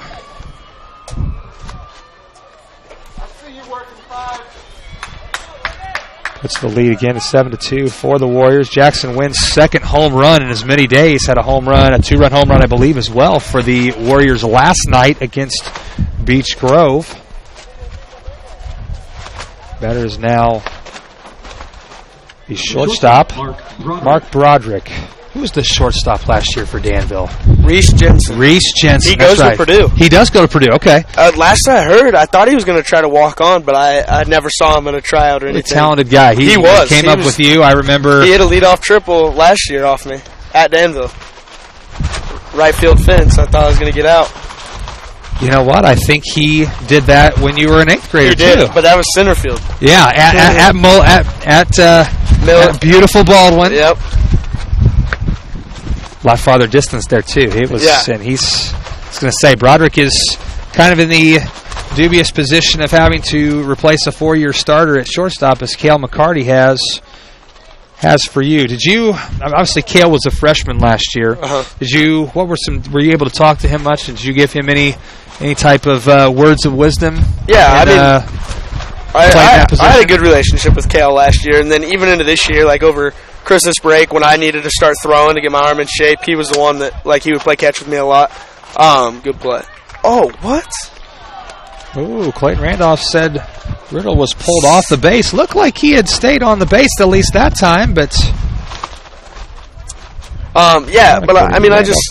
really the only thing you can do, even though he doesn't have that much experience, just get out there and go after it. I mean, just attack every ball like it's your last one and try to do as well as you can. And he's a super competitive kid. I haven't seen a lot of the games this year. This is my first one that I've been to, but I have no doubt that he'll develop and become a really good shortstop for the Athenians. Very young, too. Two sophomores up the middle, Scott and McCarty, both kind of have the same mentality. They are diehard guys. They want to win. They want to work really, really hard. As Kellerman looks like he's going to be moving out to either probably first base. Looks like Austin Warren's going to come in as Coach Froge is going to make a pitching change here and go to the sophomore Austin Warren. Where's Blackburn going? Where's Blackburn coming in? Okay, looks like Blackburn Blackburn's staying in center. Outfield will stay the same. Will go to first. Looks like obviously the designated hitter is or the guy, he's coming into the field, so Riddle will go out as he was being DH for anyways. The designated hitter goes away for the evening as Austin will come into pitch and Kellerman will go to first. So who's the craziest guy and best guy to be around in your locker room? Who's the best locker room guy? Craziest guy. Oh, I got to think about that one. We've got a lot of good ones. I'll say, you look like you guys have got some characters in your locker room and on your bench. Have you seen the mask that we wear in the dugout? Yes. The Star Wars, yeah. Whose idea was that? I honestly don't. Well, actually, it's a guy that's not there anymore. He used to wear it in the locker room just for fun, and then kind of when he left, it's kind of a tribute, and then it just kind of turned into a good life. It's amazing how stuff like that happens. Yeah. You know, I mean, it's... And who knows how long that'll last in the program. Like, they could be doing that 10 years from now. You never know. No, one of my favorite locker room guys is Nick Watiziak. He's a senior reliever, but he's hurt right now, so he's not playing. But just a great guy. Always got a smile on his face, making funny jokes, and just always has the guys in good moods, for sure. It's amazing how guys like that really, especially on a team like you guys, where I don't know, I didn't look at the Big Ten, Big Ten, preseason previews or whatever, but you guys probably feel like you're playing with a little bit of house money, I would think, this year. Because definitely. Obviously, IU kind of had some pretty high expectations, and usually Michigan and Minnesota the last couple of years have been really, really solid. And obviously Coach Waz, like you said, it's the second year, so he's doing a little bit of getting obviously guys that he wants to play in kind of his system and do his thing, and so It's kind of compare you guys to the Pacers a little bit. You guys are a little bit ahead of schedule, which obviously you guys are, credit due to a lot of you guys and the leadership at the top, and then you young guys coming in. Yeah, we were picked. It's actually been a big focal point for the season. We were predicted preseason 11th place in the Big Ten. Wow. So yeah, that's a little sense of pride. That's awesome. Exactly. That's really awesome. So. That is really, which is a little bit surprising for the way you guys have played, and really, I mean, it's not like there have been games that you guys haven't really been non-competitive. There's been the only two games were Minnesota, and I mean they put up 20 runs both games, but it was the most unreal hitting I've ever seen in my life. Like we were making good pitches and they were hitting bombs. Like it was unreal. I mean, and if you look at that, I mean, same thing really here tonight. I mean, Will's done a pretty nice job tonight. The pitches that it just happens when a team's hot, a team's hot. I mean, even Coach Wells kind of had that as his message after that weekend. I mean, he was like, if a team's he had obviously advice for our pitchers on how to hold that team to a little bit less runs, obviously. But he said that was an unreal performance, and there's just no way around it. Well, sometimes freight trains coming through, you can do all you can to put the brakes on and try to stop. But they hit like 450. Their weekend average was like 450 or something like that. It was crazy. Yeah. Yeah, but other than that, like you said, you guys have been you've been competitive in every series, which is awesome, and it's good for Indiana baseball for both, and it's really good for all sports when Purdue and IU are both really, really good. Yeah, really, really good. How did you like the rivalry with IU? Obviously, it was cool. 2-2. So it was really cool. And we only lost the Sunday game the first weekend in 13 innings, so we were right in that game as well. Good play by Jake Decker out and right to catch that in foul territory. Gets it in quick, but the runner Broderick tags up from second and moves to third on the foul out to Decker. No, but the IU series was cool because Justin Walker from Lafayette Jeff. Mm-hmm. So obviously growing up playing against him, I remember going to showcases and things like that and playing him out here. So that was cool to play against him. And then they've got 3 or 4 guys that I played with in the All-Star game. So it's just more people that I know, which makes it more fun, just a little more competitive, more riding on the game. But yeah, it was a super neat experience. First pitch to first baseman Buchanan from Warren is inside, called there for a strike. And Broderick on third. Coach Froge brings the infield in. Austin's pumping a little bit. Good velocity. Good velocity. He's very raw. He's going to get more. I think he's got more in that arm as he throws another good fastball there. Buchanan fouls off to run the count to 0-2. So obviously college is, see it as an upgrade, a lot of opportunities, a lot of good things. What's one thing you do miss, though, about CHS playing in this program? What's one of the biggest things that you do miss? I mean, I miss all 3 sports every day. Like, high school was obviously I wouldn't trade for where I am right now. Like, I'm more than happy, but just getting able to compete in this community where everybody knows each other and you've grown up playing with the same kids, playing against the same kids, the rivalry. There's not really anything like that. I mean, traveling all over the country, like, that's awesome and everything, but just the tightness, I would say, of the Athenian community was one thing that I miss for sure. Would you say then, because, I mean, you hear more and more, it seems like with your generation of kids, of athletes, has kind of been, and really mine too. I mean, you and I aren't, I graduated in 2002. Obviously, you're 15 years behind me, but really we're kind of in that same generation. Right. It seems like our 10 to 15 year generation has been kind of this test on the specialization of athletes. Yeah. Here you did play 3 sports, and here you're still a very high caliber Division I athlete. Would you say then that probably the best decision, because I'm sure you had many thoughts and many times, obviously I don't know how close you really were to ever, giving up any of the sports, but I'm sure that thought did cross your mind. Yeah. To give up one of those 3 sports. So would you say that was probably the best decision that helped you to get to where you are, was to play multiple sports? Definitely multiple sports. I mean, sometimes, like, when there are kids on my team that have specialized, and I think about, or we talk about how much extra time they were able to put into just baseball, I mean, that kind of makes me wonder, like, what it would have been like, but I have absolutely no regrets.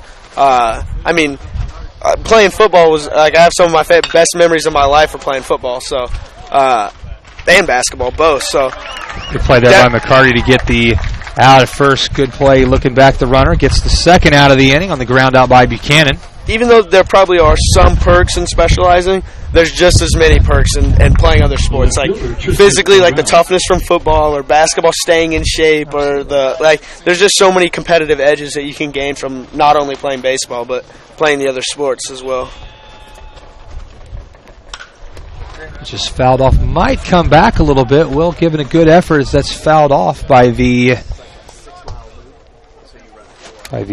left fielder, Tristan Morrell, who does have a 3-run home run in the second inning for the Warriors. Again, visiting here with Trent Johnson, freshman starting pitcher for the Purdue Boilermakers, 2017 graduate of Crawfordsville High School. Kind enough to take a few minutes of his time here to speak with us here this evening. So again, you said Northwestern this weekend. Northwestern, yeah. You'll be the Sunday starter. What time will you be? What time's the first game at? I believe Sunday's a 1 o'clock game, and then Friday, Saturday are 6 o'clock games. Okay. Yeah. So 6 o'clock games on Friday and Saturday. Alexander Field, beautiful place, beautiful ballpark. You guys actually gave it up. Something happened in Minnesota, had to come down and play down at your place. We were in Penn State that week, and because they normally play in some professional park. I think it's the indoor football field up there, the Vikings. They don't play at the Twins Park? First half of the season, they play indoors. Okay. Half they play outdoors. Yeah, there was something with they weren't able to play indoors that week, and so they needed a place to play at, and I don't know if they even got all 3 games in at our place. I think it rained that weekend. Yeah, didn't it? I think it did. Yeah, pretty crummy weather. We were at Penn State, and it was cold there, but it was dry at least. Ground ball up the middle, base hit for Morrell. It's going to score another run for the Warriors.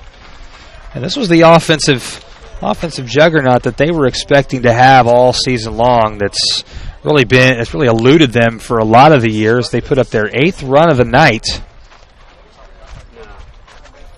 to extend the lead to 8-2. The batter is now going to be the 9-hole hitter. Not sure we're going to have a pinch hitter. Here's number... The center fielder, Dylan Snyder. Looking up the guy's name here. It's not on the... Brant Wilsey. Doesn't have a number. Is number 7 according to this, but he's not on the roster as he fouls off the first pitch.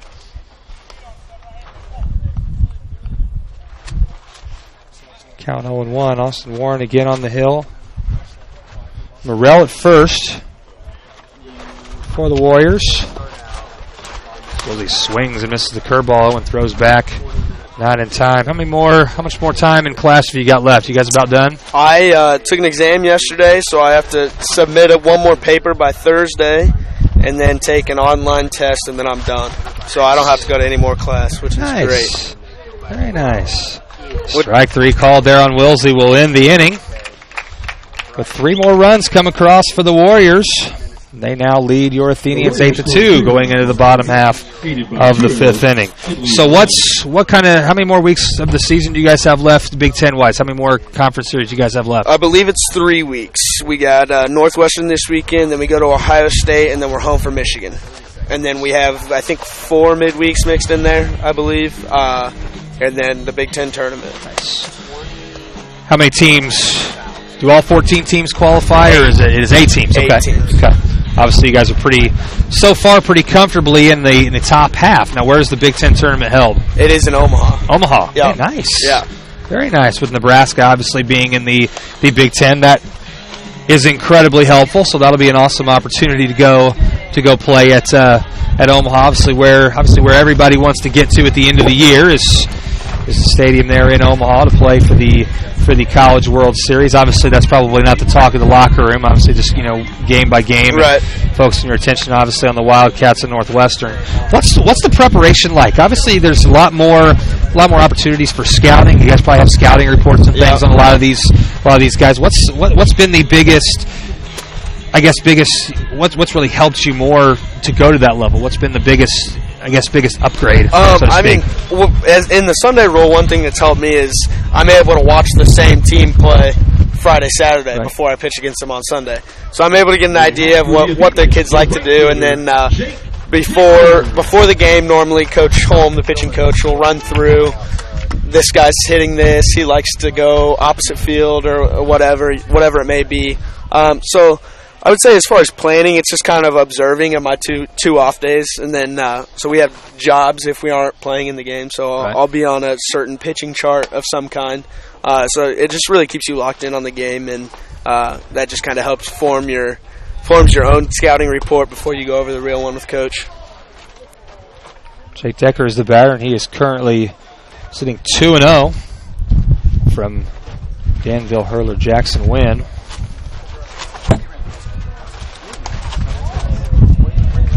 Jake Decker takes pitch there, 3-0. What would you say has been your biggest thing that you've had to adjust to, other than obviously the competition? Obviously, you took a step up in competition, but what's been the biggest adjustment you've had to make to get to the point to where you are having the success that you're having, especially as a freshman? I think. Oh, nice catch. Nice play there by Jackson Wynn. Good piece of hitting right there by Jake Decker. Good hard hit ball. I would say that Jackson Wynn for the first out of the inning. The biggest thing is mental toughness, just because. And at this level, it does prepare you, but there's just so many things you have to overcome. I mean, you kind of got to, once you step on the mound, you got to forget about your classes. You got to forget about past times you've messed up and not performed well. And just even more in college, because there's so many things that are going through your head. Because you give up one run and you think you're going to get cut. Like, it's just, you got to stay mentally sharp and just think about the long run, I guess I would say. Be able to handle and persevere through the grind. Yeah, exactly. Persevere through the grind. Because it is a lot. I mean, there's some guys that can't handle it and aren't on the team anymore, but it's definitely worth it. I like it. Awesome. Very good. So if you had one, I don't want you to go. I'm sure there's a lot of people here who'd love to talk with you, so I won't take too much of your time, even though I could, keep you here all night and talk to you. But if you could leave one lasting word of wisdom for all the Athenians that are going to wear the same jersey that you wore for years, what's one lasting thing that you would leave for every Athenian that they should know, that if they want to grow up to do what you're doing and be like Trent Johnson, what was one thing that you'd say, one word of advice that you'd give to him? I would just say to give it everything. I mean, because you can't control the future, but you can do your best to affect it. So I think if you're working every day as hard as you possibly can, then at the end of the day, you're going to be where you want to be. So, I mean, that's just really the only thing you can do is just give it your best effort and give it your best attitude and effort. That's always a big stress for Coach Waz. It's all attitude and effort. So, if you do those things, then you can't really go wrong, and you're going to end up in a good place. Well, I want to tell you before you go, and I wish I should have texted Stacy to tell her that you were on here, but I want to tell you the lasting memory that I will always have of you, and It really almost brings tears to my eyes as Cade Fitzwater's retired for the second out of the inning. You know, I wish I could say it was here on the baseball field, so I'll say it is something to do with baseball, but it has to do with Kellen. I don't know if you even remember this. I don't even remember. I wish I could remember the game, but Stacy and I had both of our boys here. You know, I've got a 7-year-old and a 5-year-old. Kellen is 7, and he has had seizure issues and is autistic. And then my soon-to-be 4-year-old. It's 7 and 4. Sorry, they're 3 years apart. My wife would kill me if she didn't know their ages right. Anyway, so we'll come and take out number 3 there to end the inning. Bottom of the 5th, we'll go to the 6th. The Warriors lead the Athenians 8-2. We were doing cleanup or something, and I brought Kellen out with me, and he looked right at you, looked at all the other boys. You came up to him, you talked to him, got right in his face. He looked at you, and he you know, if you know anything about children with autism, it's very hard for them to look people in the eye. He's very good at that. Right. But he obviously recognized you. And he's the type that, you know, a lot of people feel like that when they talk to him or talk to a kid that he you baby talk him or whatever. Right. He's not about that. You didn't do it. You looked at him, you said hi to him, you looked right into his eyes, you talked to him by name, he smiled at you, you took his hand and you walked around. That was, to me, that was the true Trent Johnson. That wasn't the pitcher Trent Johnson who we all have seen. You know, I had the luxury of seeing you in other ways that a lot of people didn't. Obviously, your family did, and obviously some other people did. But I saw the true heart of you when you know, that resonates with me, and that's why I'm so proud of you and see and love the success for you, because you genuinely have a really good heart, really good mind. And like I said, that's going to be my lasting impression of you, because I know someday that you know, not going to be doing this, which I hope you do it forever, and I hope you do it as long as you want to. But you're going to be professional in something. You know, obviously, I'd love to see you be a professional baseball player, but you're going to be professional in something else. And you know, there's more to life. There are, and you weren't too big for this. You know, here this is a 70-year-old kid. You could have just said hi and not wanted to be around him or whatever. But like I said, he obviously can't verbalize what happened, but he had the biggest smile on his face, and through his eyes and through his smile, after what you did with him, just told the whole story. And it like I said, that was an awesome moment for Stacy and I. So just from us, and obviously from all of the Athenian community, I can't even begin to tell you how well you represent the CA, and that's what it's all about. Yeah, and it's, thank you. To obviously coach you as an 8th grader and have spend the last 4 years watching you, so selfishly, I'm just, I can't say enough how proud I am of you, and I know a lot of other people around the community are very proud of you, and the success that you have, I feel like it's our success too. Oh, anyway, it definitely which is. is awesome. Without everyone here, I wouldn't be having these success. So yeah, it definitely 100% has so much to do with everyone here. But yeah, thank you, Coach. Absolutely. Well, I will let you get away. I'm sure there's a lot of people who'd love to talk to you, and I've taken up a lot of your time. Trent, absolute pleasure. I'm actually hoping I'm going to try to talk Stacy and then maybe come to see you pitch on Sunday. So we'll hopefully we have good weather. It sounds like it's supposed to rain a little bit this week. Hopefully green up Alexander, nice and bright green. And that's right. Good luck to you this weekend. You. Take care of Northwestern, and hopefully we'll talk to you again sometime soon. Sounds good. Thank you, All Coach. Right. Take care, Trent. Have a good one. You too, buddy. Again, Trent Johnson, former Athenian stud pitcher, shortstop, extraordinaire, 3-sport athlete. Spending some time here with us as Mills takes a strike off the outer half to run the count to 2-1. Again, Purdue baseball, great follow on Twitter, obviously as well. They do a great job of updating a lot of the games and things, and give reports on games, and they do nice write-ups for their guys. And Trent's been a real model for the program in just his freshman year. So always an Athenian. Again, Trent Johnson. Josh Blackburn takes a curveball, or throws a curveball. He is the new pitcher this inning for the Athenians. Count goes to 3-2. Leadoff hitter Blake Mills. Again, Blackburn, the new pitcher, reset the defense here very quickly. That pitch is driven to left. Saunders takes off after, it'll be off the fence. Saunders does a great job of getting to it and getting it in quick, but Mills is able to get in with a stand-up double. to lead off the top half of the 6th inning for the Warriors. You got to come get it yourself. I'll see you later. Get a turkey. Scott Smith back with me here. Scott, thank you for giving up the seat for Trent Johnson. Always a good conversation. Trent's just such a well-spoken young man. He's really it's amazing. Yeah. The kids that come out of Crawfordsville High School. Obviously, he's on a different stage, but he's just one of the many tremendous young men and women that the community of Crawfordsville has produced. And really, it is a community effort. He made mention many times about how he attributed a lot of his success to this community, and that's what makes really Crawfordsville just an awesome place. Right. Yeah. And you mentioned it. The role model he is. He is to a lot of kids here in town. A lot of the younger. Saunders makes a long run for that boy up, that drops just foul. To a lot of the younger kids here in town, just a great role model, and kids look up to him, and Trent's doing Crawfordsville proud at Purdue. Even if he wasn't playing baseball, he'd still be doing the town proud. So just good all around effort, like you said. There's a lot of great kids come out of Crawfordsville schools, and proud of each and every one of them. So, and you get to see them all every day. I do. That's the rewarding thing about teaching is that's lined right to Cale McCarty, and he's going to double off Mills at second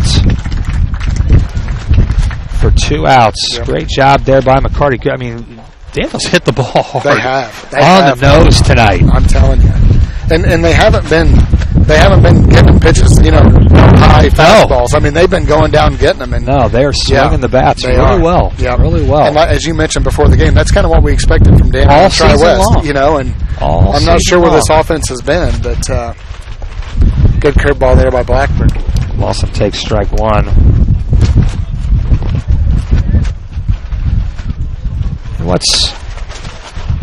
What I've noticed about our community as well is we do have some really good role models. We talk about, and we've complained plenty about middle school kids. Sometimes maybe at the middle school we expect too much of middle school kids, in terms of leadership and those things. But really, by the time a lot of these guys have graduated, we've really had some pretty good leaders. Trent's one of them. These juniors, Cam Saunders has really, kind of stepped up and is a good leader and good guy for the kids to follow. I think Cale McCarty's kind of following in that role as well in the sophomore class, and this freshman group. Really they have some kids that obviously that crew is obviously Corbin is a freshman, as Lawson will send that one into left field for a base hit. There's some guys that can provide some good leadership qualities in that freshman group, but they've Trent's a kid, as you said, as a role model. He embraced that, and sometimes in this generation kids don't want that. They don't want to be the role models. They don't want to take on that responsibility, and unfortunately, whether they want it or not, they are. And Trent really embraced that role and really took it serious and really did a nice job. And he was a kid that gave back, and that's really a testament really to him and his parents both. Exactly. Gail and Kelly did it, and obviously his sister Lindsay as well is really stand up, young lady too. So really nice to see a kid like him have the success as Jackson Wynn takes that curveball high for ball one. Yeah. Yeah, if you're Josh Blackburn here, you don't want to give Jackson Wynn anything that he can extend his hands on. No, got a good pitch to hit the last inning and put it out into the parking lot with a good home run. Again, 2 home runs for the Warriors and one on the night for Cam Saunders. Got a good solo home run in the bottom half of the 4th inning. Athenians trail 8-2. 2-0 count from Blackburn to Wynn. Takes curveball in there for a strike on the 2-1 count. Wynn definitely not expecting a curveball right there. Thought that was a little bit inside around and mouth. Wow. But that did have some good late break on that inside corner. Blackburn sets and delivers the 2-1. Boy, did he say he went on that? He did. Okay. So the count goes 2-2 to Jackson Wynn. Courtesy runner down at first for the catcher Lawson. Blackburn checks the runner, sets and deals. Runner goes. Bennett's throw will get over Scott into good backup there. Yeah, nice. By McCarty. Lower throw is probably close for Bennett. It's amazing how much better his arm has gotten since my. last year. He had a good arm last year, but a lot of them, working obviously on the mechanics and things from his freshman year to his sophomore year, he's made some big time strides for sure. Yeah, his pop time getting rid of the ball is much quicker. I've noticed that. Yes, it is. Yeah. Blackburn's full count pitch, grounded to Fitzwater, goes to his left. That's a base hit. And it's going to be a base hit. Really a tough play for Fitzwater there to keep it. It does a nice job of keeping it in the infield. But Jackson Wynn moves pretty well for a big guy. He played basketball, obviously, for Coach Brian Barber, but played some significant time minutes. Pretty good athlete. So he got down the line pretty quick there for the Warriors. Yep. So with 2 outs and runners on first and second, the batter will now be Broderick. Trying to get his first name. Mark Broderick. He's the 5-hole hitting shortstop. He's 1 for 3. Reached on an error his last time up. Blackburn throws curveball in there for a strike. First base is number 11, Gabe Farnsley. Gabe Farnsley, sophomore running for Wynn down at first base. 2 courtesy runners in for the catcher and obviously the pitcher Wynn. Blackburn checks the runner at second. And deals. Another curveball is going to be lined into center. Will originally comes in, but the wind carried it back, but he's able to reach up and make the grab to retire the Warriors here in the top half of the 6th inning. So nothing doing for the Warriors. That is one of the hardest balls as an outfielder to catch is the line drive right at you. Line drive right at you. With the wind blowing out. And it's getting on you quick. Yes, it is. That's why I was never an outfielder, because I was not one that could judge those very well. I couldn't judge the towering fly balls very well anyway. So thank goodness I was always told I played the 2 wimpiest positions on the field, pitcher and second base. And I was perfectly okay with that. Yep, exactly. I was perfectly okay with that. You got any score updates from around the conference? Tri-West beat Western Boone 9-5. So they remain atop the standings. Let me see here. Just trying to find a North Montgomery score here again. Oh, wrong one. So going to see if I could pull up Will Willems, see where he's at. Yeah, he's at... he posted this. He's at Western Boone. Right. He just retweeted the Lebanon softball score. So, yeah, he is Western Boone. Last scoring update from North Montgomery. North leads Lebanon 5-3 after 5. So the only one we're missing is Frankfort and South Leading off for your Athenians, the second baseman, Carson Scott will lead off the bottom of the 6th inning here for Crawfordsville. Again, Jackson Wynn has done a really nice job here this evening. Carson Scott takes low for a ball. A little bit more inconsistent with the strike zone, though, than what he normally has. Usually he's a guy that just pounds the zone. He pounds in a strike there on the outside corner there to even the count at 1-1. Yeah. Carson's 1 for 2 on the day, singled in the first and struck out in the third. You say he's not, but you know why? He's been given that outside quarter quite a bit. So he has. Yes, he has. So he's trying to utilize that or use that to his advantage. So that's all I want as a pitcher and as a coach too. I want the guy to be consistent. If you're going to be, I've always been told because I coach catchers, my years at Lebanon, and then here's Jackson Wynn will pump in another fastball there for a strike to run the count to 2-2. I want my catchers to know what the strike zone is. Right, exactly. So they'll go. I tell them to go up to the umpire. Hey, how many balls off the outside will you give, or how much off the outside will you give, or what are you looking for inside, or whatever. And most of the quality umpires are not going to not acknowledge what they want. They want the game to move quick. Right, exactly. They want you to know what the strike zone is, and I want the catcher to not be afraid to ask him. I've asked, we do the every year the umpires come here to the high school to do some of their training, and I asked Mark Maxwell last year, what's the best way to how do you approach your meeting with the umpire, because obviously Owen's a freshman and wanted to make sure that he heard it from an umpire as well to kind of back what I was saying. Is Scott puts that ball on the ground to Broderick, and he's going to beat that throw. Oh yeah. didn't attack the baseball there. No.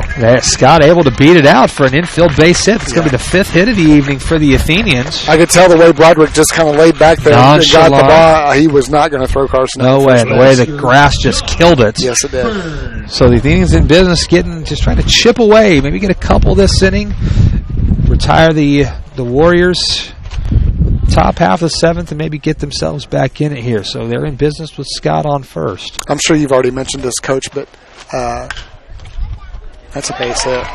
And that might move Scott from first to third, as he's going to go all the way off to that hop, and he's going to slide in safely at third, and the Athenians are in business. Blackburn with a chopper for a base hit into right. Nice job by Josh taking the outside pitch and just going with it. Yep. And you have to take what Jackson Wynn gives you. You have to take, if he's going to pitch you outside, then you've got to be willing to go that way, and you got to foul off the tough pitches, which the Athenians, to their credit, have really done a nice job of that tonight. Right. You know, this is I look at the 4 errors up on the board, and I'm trying to think of, where some of those are. And I don't, obviously there probably is, but it doesn't. I don't think any of those errors really affected this game really in any way. No. Significantly. Right. So for the most part, this has been a pretty well played and earned ball game, really on both sides. Right, exactly. Thank you, Duggar. Batter's Austin Warren against Scott at third, Blackburn at first. Nobody out here in the bottom half of the 6th. Warren will ground to the shortstop Broderick. He'll toss it to the second baseman to get him at second, or to get Blackburn forced in second, but Warren able to beat out the throw to first. Just get the fielder's choice, but he is able to drive in the run. Right. To bring the score to 8-3. I'm going to bring up Owen Bennett. Owen's 0 for 2 today. Let's see what Coach calls here. The catcher, He's got a couple of good swings in here tonight. Again, just missed. Duggar's keeping me updated here. I'm trying to fill in for Duggar, and he's correcting me because he's a steely-eye missile man. He is everywhere, running the camera. Heck yeah, working the computer. He got the interview with Trent. I mean, this guy. He is Mr. Everything. He is Mr. Everything. He is Mr. CA himself right there. As Bennett takes a swing and a miss there at that fastball to run the count to 1-1. Not sure. I think that's Decker down in the bullpen warming up. Yes, it is. Is it bad as Bennett takes another good healthy hack at that high fastball, run the count to 1-2? I can just tell by their demeanor and the way they stand on the mound. I don't know if it's been around these kids for a long time and watched them forever, so I just kind of can't see the face. And comes Wynn's 1-2 as that's taken low. Count runs to 2-2. Really tough to lay off that low fastball because Wynn's very good at keeping that fastball down good and low. But the Athenians have moved the ball on the Warrior ace this evening. Yep. Good pitch right there. Bennett knows he's right there on the plate. Called strike 3. Good pitch there by Wynn for out number 2. And that will bring up Cam Saunders, whose last at bat was sent into the left center field gap for a home run. Yeah, right off the top of the fence. Told Trent he may have to come back and be the good luck charm for Saunders at the dish. He's had some struggles for some of the games this year, but got a really good pitch to hit and really sent it out in a hurry to left. That pitch is in there for a strike. Count goes to 1-1. On the board, 8 runs, 11 hits, and 1 error for the Warriors. Pitch sails outside to run the count to 2-1. 3 runs on 6 hits and 4 errors for the Athenians. I only have us for 2, but I was going to say, the 4 seems high. Yeah, it does. Saunders just misses that as he fouls it straight back and out of play to even the count at 2-2. Obviously, got to give McCarty the air on the play in the awkward ending inning that was out, and Danville had come out, and then they changed and reversed the call. And I'm trying to think of where the other one was. There was another throw. There was one where Riddle was pulled off the base, so that's the only other one would you consider the dropped ball by Bennett? No. Base hit there by Saunders. And the second baseman, moving on the pitch. Well, but it's full count with 2 outs, so usually you're told to hold your spot, and he doesn't hold the spot, which frees up the right side for Saunders to get the 7th base hit of the night. So first and third for the Athenians. Let's see if the sophomore shortstop in the form of Cale McCarty can come up with a clutch base hit here to see if he can cut into that Warrior.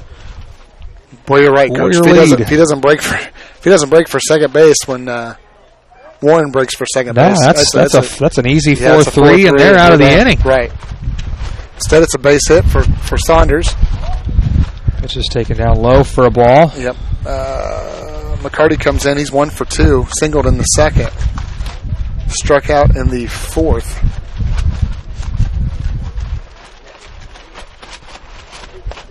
Nice pitch by Wynn on the outside corner. Evens the count at 1 ball, 1 strike. He does a nice job of really getting. I mean, he doesn't mess around. He doesn't like to mess around really awful much. Although I will say this is the most pitches I've seen him throw in the 4 years I've had the luxury of watching him. As McCarty fouls that one straight back out of play to get the count to 1-2. Yeah.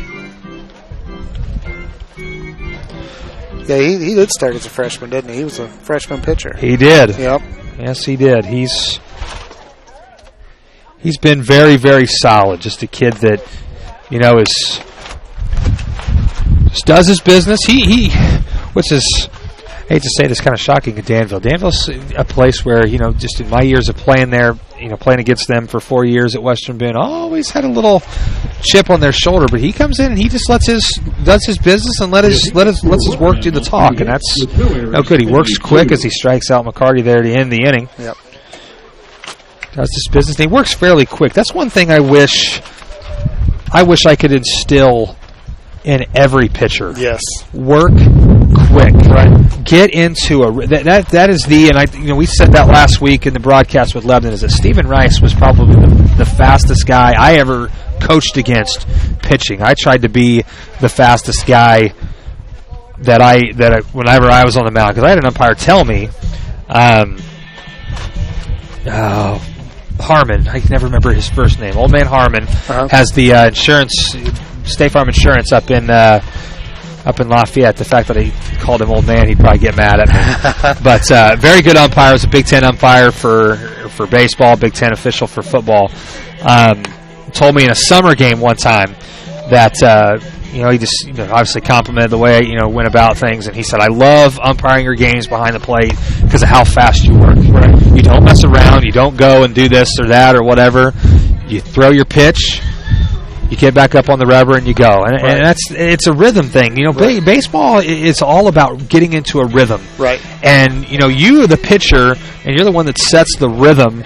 And obviously, the hitter's job is to try to detract, to mess up your rhythm, right? But you're the one in control. You're the one that decides when you pitch. They don't, right? Exactly. So and that's a hard thing to get sometimes young pitchers to realize, is that you're the boss, right? You're the one that has the ball in your hand. No, there's there's really no clock, but you're kind of in charge. So you notice the guys that really have success are the guys that like to work quick. Jackson Wynn's a guy that likes to work quick. Peyton Young works quick, right? Really for the most part, Cam Saunders has done a really nice job of starting to work very quickly. And it's the guys that really struggle, the ones that don't work very quick. And you know what? I've had umpires tell guys who work quick, and one of them being me. The guy, Harmon was the one that told me. He's like, sometimes I'll give calls to guys who work quick because I know they're efficient. They don't mess around. Right. And another nice thing about working quick is your infielders. Yes. Your fielders don't get bored or that loss, especially if you are a guy that strikes out a lot of guys and your defense doesn't sometimes make a lot of plays. Jake Decker's first pitch is a swing and a miss by McGregor. Yeah, Jake Decker came in to pitch this inning. Blackburn moves back to center. Kellerman moves back to first. So it's, I think it's Warren in left, Blackburn in center, Saunders in right, Kellerman at first, Scott at second, McCarty at short, Fitzwater at third, and your battery is Jake Decker and Owen Bennett. Boy, he got that thing off the end of the bat. Barely, just way out Yeah. front on the 0-2. Yeah, 0-2 pitch from Decker. Yeah, McGregor's 2 for 3 on the night with an RBI and a run. And it's hit the ball hard on occasion in the evening as well. Comes the 0-2, just off the outside corner. Really good 0-2 pitch right there by Jake Decker. Yep. It's right where you want it. And that's another thing that a lot of good pitchers do. When they miss on a waste 0-2 pitch, it's just off the plate. You know, you get a lot of guys who say, I'm just going to, throw this wherever it is. But that 0-2 pitch has got to be with a purpose. Exactly. And that was a really good purpose 0-2 pitch because it set up that 1-2 that McGregor had to fight off. Get it close enough where it could be a strike, but something if they're going to swing the bat at, it's going to be a ground ball. Absolutely. Curveball just runs off that outside corner. Count evens at 2-2. Well, we begged for this day a couple weeks ago, so we will take it. This has been fantastic. Goes a little bit down to the side there, so it's just a little high and tight to run the count to 3-2. A little deception on Jake's part to drop down from the side a little bit, like that. Decker's 3-2. Popped up. McCarty. Keep going back. There you go. Makes the catch. Wind is wreaking havoc on everybody this evening. Owen Bennett had one that he was right under, and it looked like as soon as it got to him, that thing just jolted right off. It looked like it hit right off the heel of his thumb and bounced harmlessly off to the side. It sounded like they moved. That's what they said? They moved the Danville game to tomorrow night? Yes, tomorrow night. That's what I was going to mention. It sounds like the weather is supposed to be a lot worse on Thursday than on Wednesday. Duggar told us that at the start of the game. So the Athenians will go to Danville tomorrow evening. Obviously, Danville just has a brand new surface for their baseball field. Has an all-turf infield. They've redone the dugouts and have really upgraded their facilities. It's been a pleasure to watch Coach Pat O'Neill and Danville baseball on Twitter to see the upgrades that they have been able to make. Just saw that as Dylan swings and misses there, he's the pinch hitter for the Warriors. Skylar Dillon, senior utility man. Just saw that Cascade is going to be getting some big-time upgrades to their facilities as well. So Hendricks County is upgrading the facilities. It looks like Tri-West is going to be the only football field, I think, right now. For now, in Hendricks County, that's not grass. Going to be turf. Wow. And I wonder how long. Yeah. New athletic director Nathan Begley is going to let that happen. We'll see. Obviously, he's got to get that from his school board members and such. But who's the new AD at Nathan Tri-West? Begley, the girls basketball coach. Really? Okay. Former baseball coach for the Bruins before Ryan Oppie took over for him. Good guy. Nathan's awesome. Had plenty of conversations with him as working baseball, and really good guy. Really good athletics programs going on right now for Tri-West as Doral. I never can remember Mr. Doral's first name. Is the Tri-West AD currently retiring, old swim coach. I think they're at Tri-West, and he's retiring at the end of the year. So I saw on Twitter that Coach Begley is going to be the new athletic director for Tri-West starting next year. I knew it was up. I knew a couple guys had applied for it, but I wasn't sure who'd received it. So. Which means I don't know. Bradley swings and misses there awkwardly on that 0-2 pitch, and Decker retires the Warriors in order. So we'll go to the bottom half of the seventh inning. Rally time for the Athenians as they trail the Warriors here 8-3. Scott and I both going to search to see if we can get some scores here. I was trying to see if... So you got one final. What was the final? That was Tri-West. Tri-West defeated Western Boone 9-5, correct? Yep. All right. My friend Rocky Coble hasn't tweeted anything for a while for North. So let's see if I can get... Sometimes Will Willems will retweet. No retweets for Mr. Willems. Will Willems is the sports editor for the Lebanon Reporter.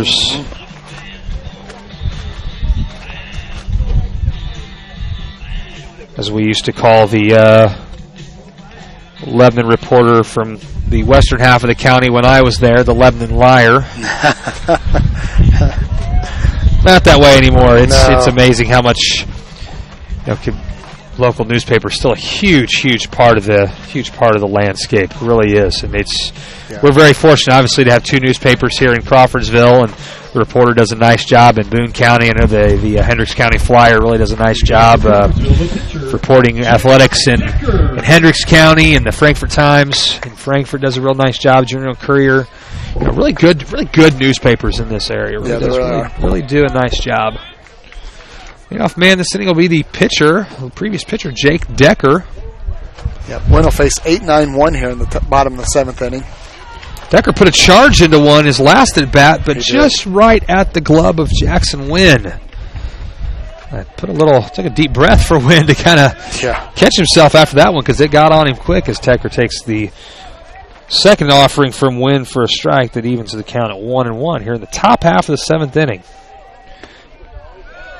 Strike 2 call there by Jake Decker. Again, just a beautiful evening. We're 2 minutes away from 8 o'clock here in Crawfordsville. Again, Scott Smith and Tommy Coy. Privilege of broadcasting this contest for you here this evening. Decker puts that one and skies it out to right. Boy. Looks like he barely hit it, but it gets out there pretty far. Again, that wind tonight has been gusty at times. It's died down at times. Decker's retired for the first out of the inning, and here now is third baseman Cade Fitzwater. And Cade's 1 for 2, singled in the second. Popped out to the second baseman in the 4th. That pitch low for a ball. I'm not sure what that pitch is, but it looks weird coming out of his hand. He does. He has a funky way sometimes of the way it just looks like it comes out of his hand. Fastball right there for a strike. Was he playing at the next level? Do you know? I'm assuming he probably will. I haven't heard if he has committed anywhere, but it's outside, taken for a ball, runs the count to 2-1. Solid basketball player as well. I don't know if he does anything in the fall. I know he plays basketball because he's so ingrained in basketball. It takes him a little while to get his arm in shape. It doesn't start usually and pitches long at the start of the year. That's what he'd like. That's a tough play trying to make a bare hand, but Wynn does and throws out Fitzwater's the spin. Coming off the bat is able to retire Fitzwater for out number 2. And that gets us back to the top of the Athenian lineup in the form of Will Kellerman. Kellerman is 1 for 2 on the day, doubled and scored in the first. Struck out in the 5th. Boy, I tell you what, Wynn just has done a fantastic job of painting the corners. Once he realized that umpire was going to give him a couple inches off the corners, he's done a fantastic job of just working them. And that's as a good pitcher, that's what you're going to do. You're going to keep seeing how far. You almost work the corner. You go out, nibble out, see how far that umpire is going to give you, and then you work your way back in as Kellerman takes a healthy hack and comes up empty on the 1-1 pitch to run the count to 1-2. And with him setting up on the inside corner of the plate, it's amazing how far he's given him on the outside corner. And Coach Froch had made mention of that as well, how you set up in the way that you're angled that way, and there is something to that. But you see a lot more umpires. I don't know if that's the way they're taught now or what kind of that is, but that's how they're set up. Here comes the 2-2 from Wynn.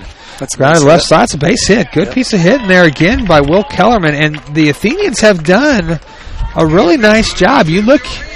I'll be curious to see if we look here at the stats throughout the year for Jackson Wynn. This is the 8th hit for the Athenians. Well, I don't.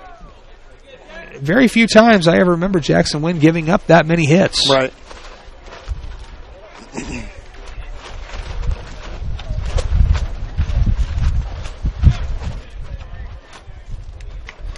Batter is now Carson Scott as he takes his first pitch for a ball. Coach O'Neill is going to come out to talks to Jackson Wynn here. All right. I'm not sure. He's not around 100 pitches, is he? He might be. He's thrown quite a few. He really has. Yep. He really has.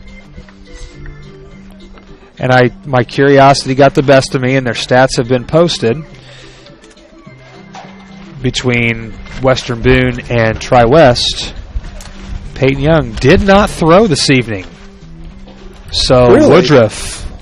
Hayden Woodruff through the first 4 2/3 for the Stars, and Felix Martinez wrapped it up. So Young not on the dish tonight on the perch, tonight for the Stars. Assuming he will probably throw if they move their game up tomorrow, they might have. Just taking on the outside corner for a strike, running the count to 2 and run. Really a pitch that good take there for Skies. There's really nothing much he could do with that pitch. Right, here you go. Final from North Montgomery. The Chargers with a 6-inning win over the Tigers. North beat Lebanon 14-4. Wow. So, again, that shows you the balance yes, of our conference, because here North Montgomery obviously lost 2-1. Was 2-1 in 8 innings to Western Boone last weekend. right. And here come out and just put it to the Tigers. Score 14-4. Carson puts that in play, makes Broderick have to make a tough play there, and he forces out Kellerman to end tonight's contest. So tonight's final here from the Athletic Complex. Danville Warriors defeat the Athenians by the final score of 8-3. Jackson Wynn, winning pitcher for the Warriors, complete game. Gives up 3 runs on 8 hits. I don't know how many strikeouts he had. Scott's doing the stats here. 7. Struck out 7. Walked a couple tonight, too. Not usually a night.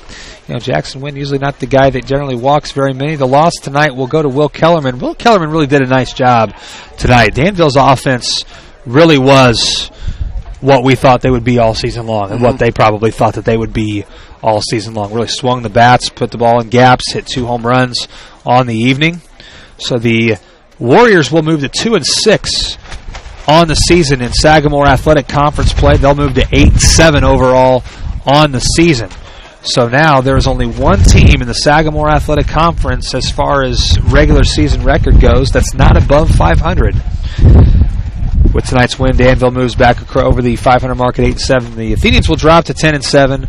They will be 4-4 in Sagamore Athletic Conference play. Now they are tied in the 5th position with North Montgomery, who moves up to 4-4. The Tigers of Lebanon drop to 5-3. Tri-West now, at least currently, momentarily, in first place, all alone in the Sagamore Athletic Conference until we hear otherwise. We're still waiting on a score from Frankfort and Southmont. Still looking here very quickly before we sign off for the evening. Yeah, I haven't seen anything from that game. That's a good haul from Frankfort. I doubt they sent anybody from the Times, but I may look. I follow the Frankfort baseball, and I thought maybe they might post something. They're slow at. They are. They're slow at getting theirs, and I know Southmont usually posts theirs on their athletic site, but it's usually well after their games. Let me see if I can find.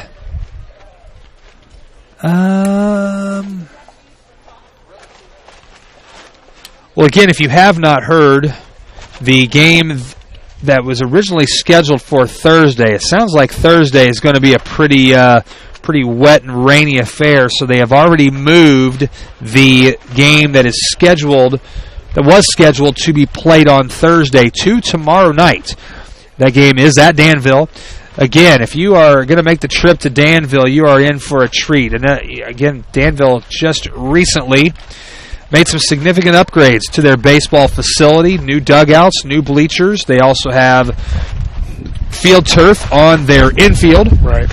And if you've ever sat in the bleachers at Danville, you will be appreciative that they are new bleachers. Yes. Yes. You're looking for splinters in the backside, right, exactly. and this is it's much better, and that credit goes to Coach O'Neill. Coach O'Neill really is well, he's done a nice job to upgrade the facilities. That's a great place for a baseball game. It's very, very good setting. Yep. So the upgrades are really good for them. So wrapping up tonight's game here again, really in terms of obviously the outcome is not what the Athenians wanted, but really, I mean, after the start he had last week against the Tigers, much better outing for Will Kellerman. Just a night the offense of the Warriors was the story. Right. I had him he gave up 8 hits, 7 run, all earned, 5 Ks and a walk. I mean, so they just did a nice job of going down, like you said, going down hitting pitches, and he didn't leave many balls up. Maybe that ball to Morrell in the second when he hit that 3-run homer might have been. Well, no, he went down and golfed that. He went down and got that one too. Yeah. Indeed. So I mean, just not a bad performance by Will. I'm sure, the Athenians will be ready to bounce back tomorrow night. Big game at Danville, and should be a fun one. Should be. All right. Again, we had the privilege of talking with Trent Johnson this evening. Want to say thank you to Trent Johnson for coming and giving us a couple of innings here to have a good conversation and talk about his freshman year at Purdue University. He's had a pretty successful year. They are actually in action on Sunday. If you want to get up to see Purdue on Sunday afternoon, Trent will be on the Hill taking on the Northwestern Wildcats. Start is at 1 o'clock. A beautiful, beautiful place to watch a baseball game. So if you got some time, want to go up and watch Purdue on Sunday afternoon, great opportunity to go watch Athenian Trent Johnson in action, freshman phenom for the Purdue Boilermakers. Again, just real quick reminder that Thursday's game against Danville has actually been moved to tomorrow night. 6 p.m. start over at Danville High School. So Danville and Crawfordsville will play tomorrow evening at Danville. Again, first pitch slated for 6 o'clock. Next broadcast will be Friday night when the North Putnam Cougars will be in town for a 6 o'clock first pitch here at the Athenian Athletic Complex. For Scott Smith, this is Tommy Coy saying a beautiful good evening from here in Crawfordsville. Thanks for joining us, and we'll see you on Friday.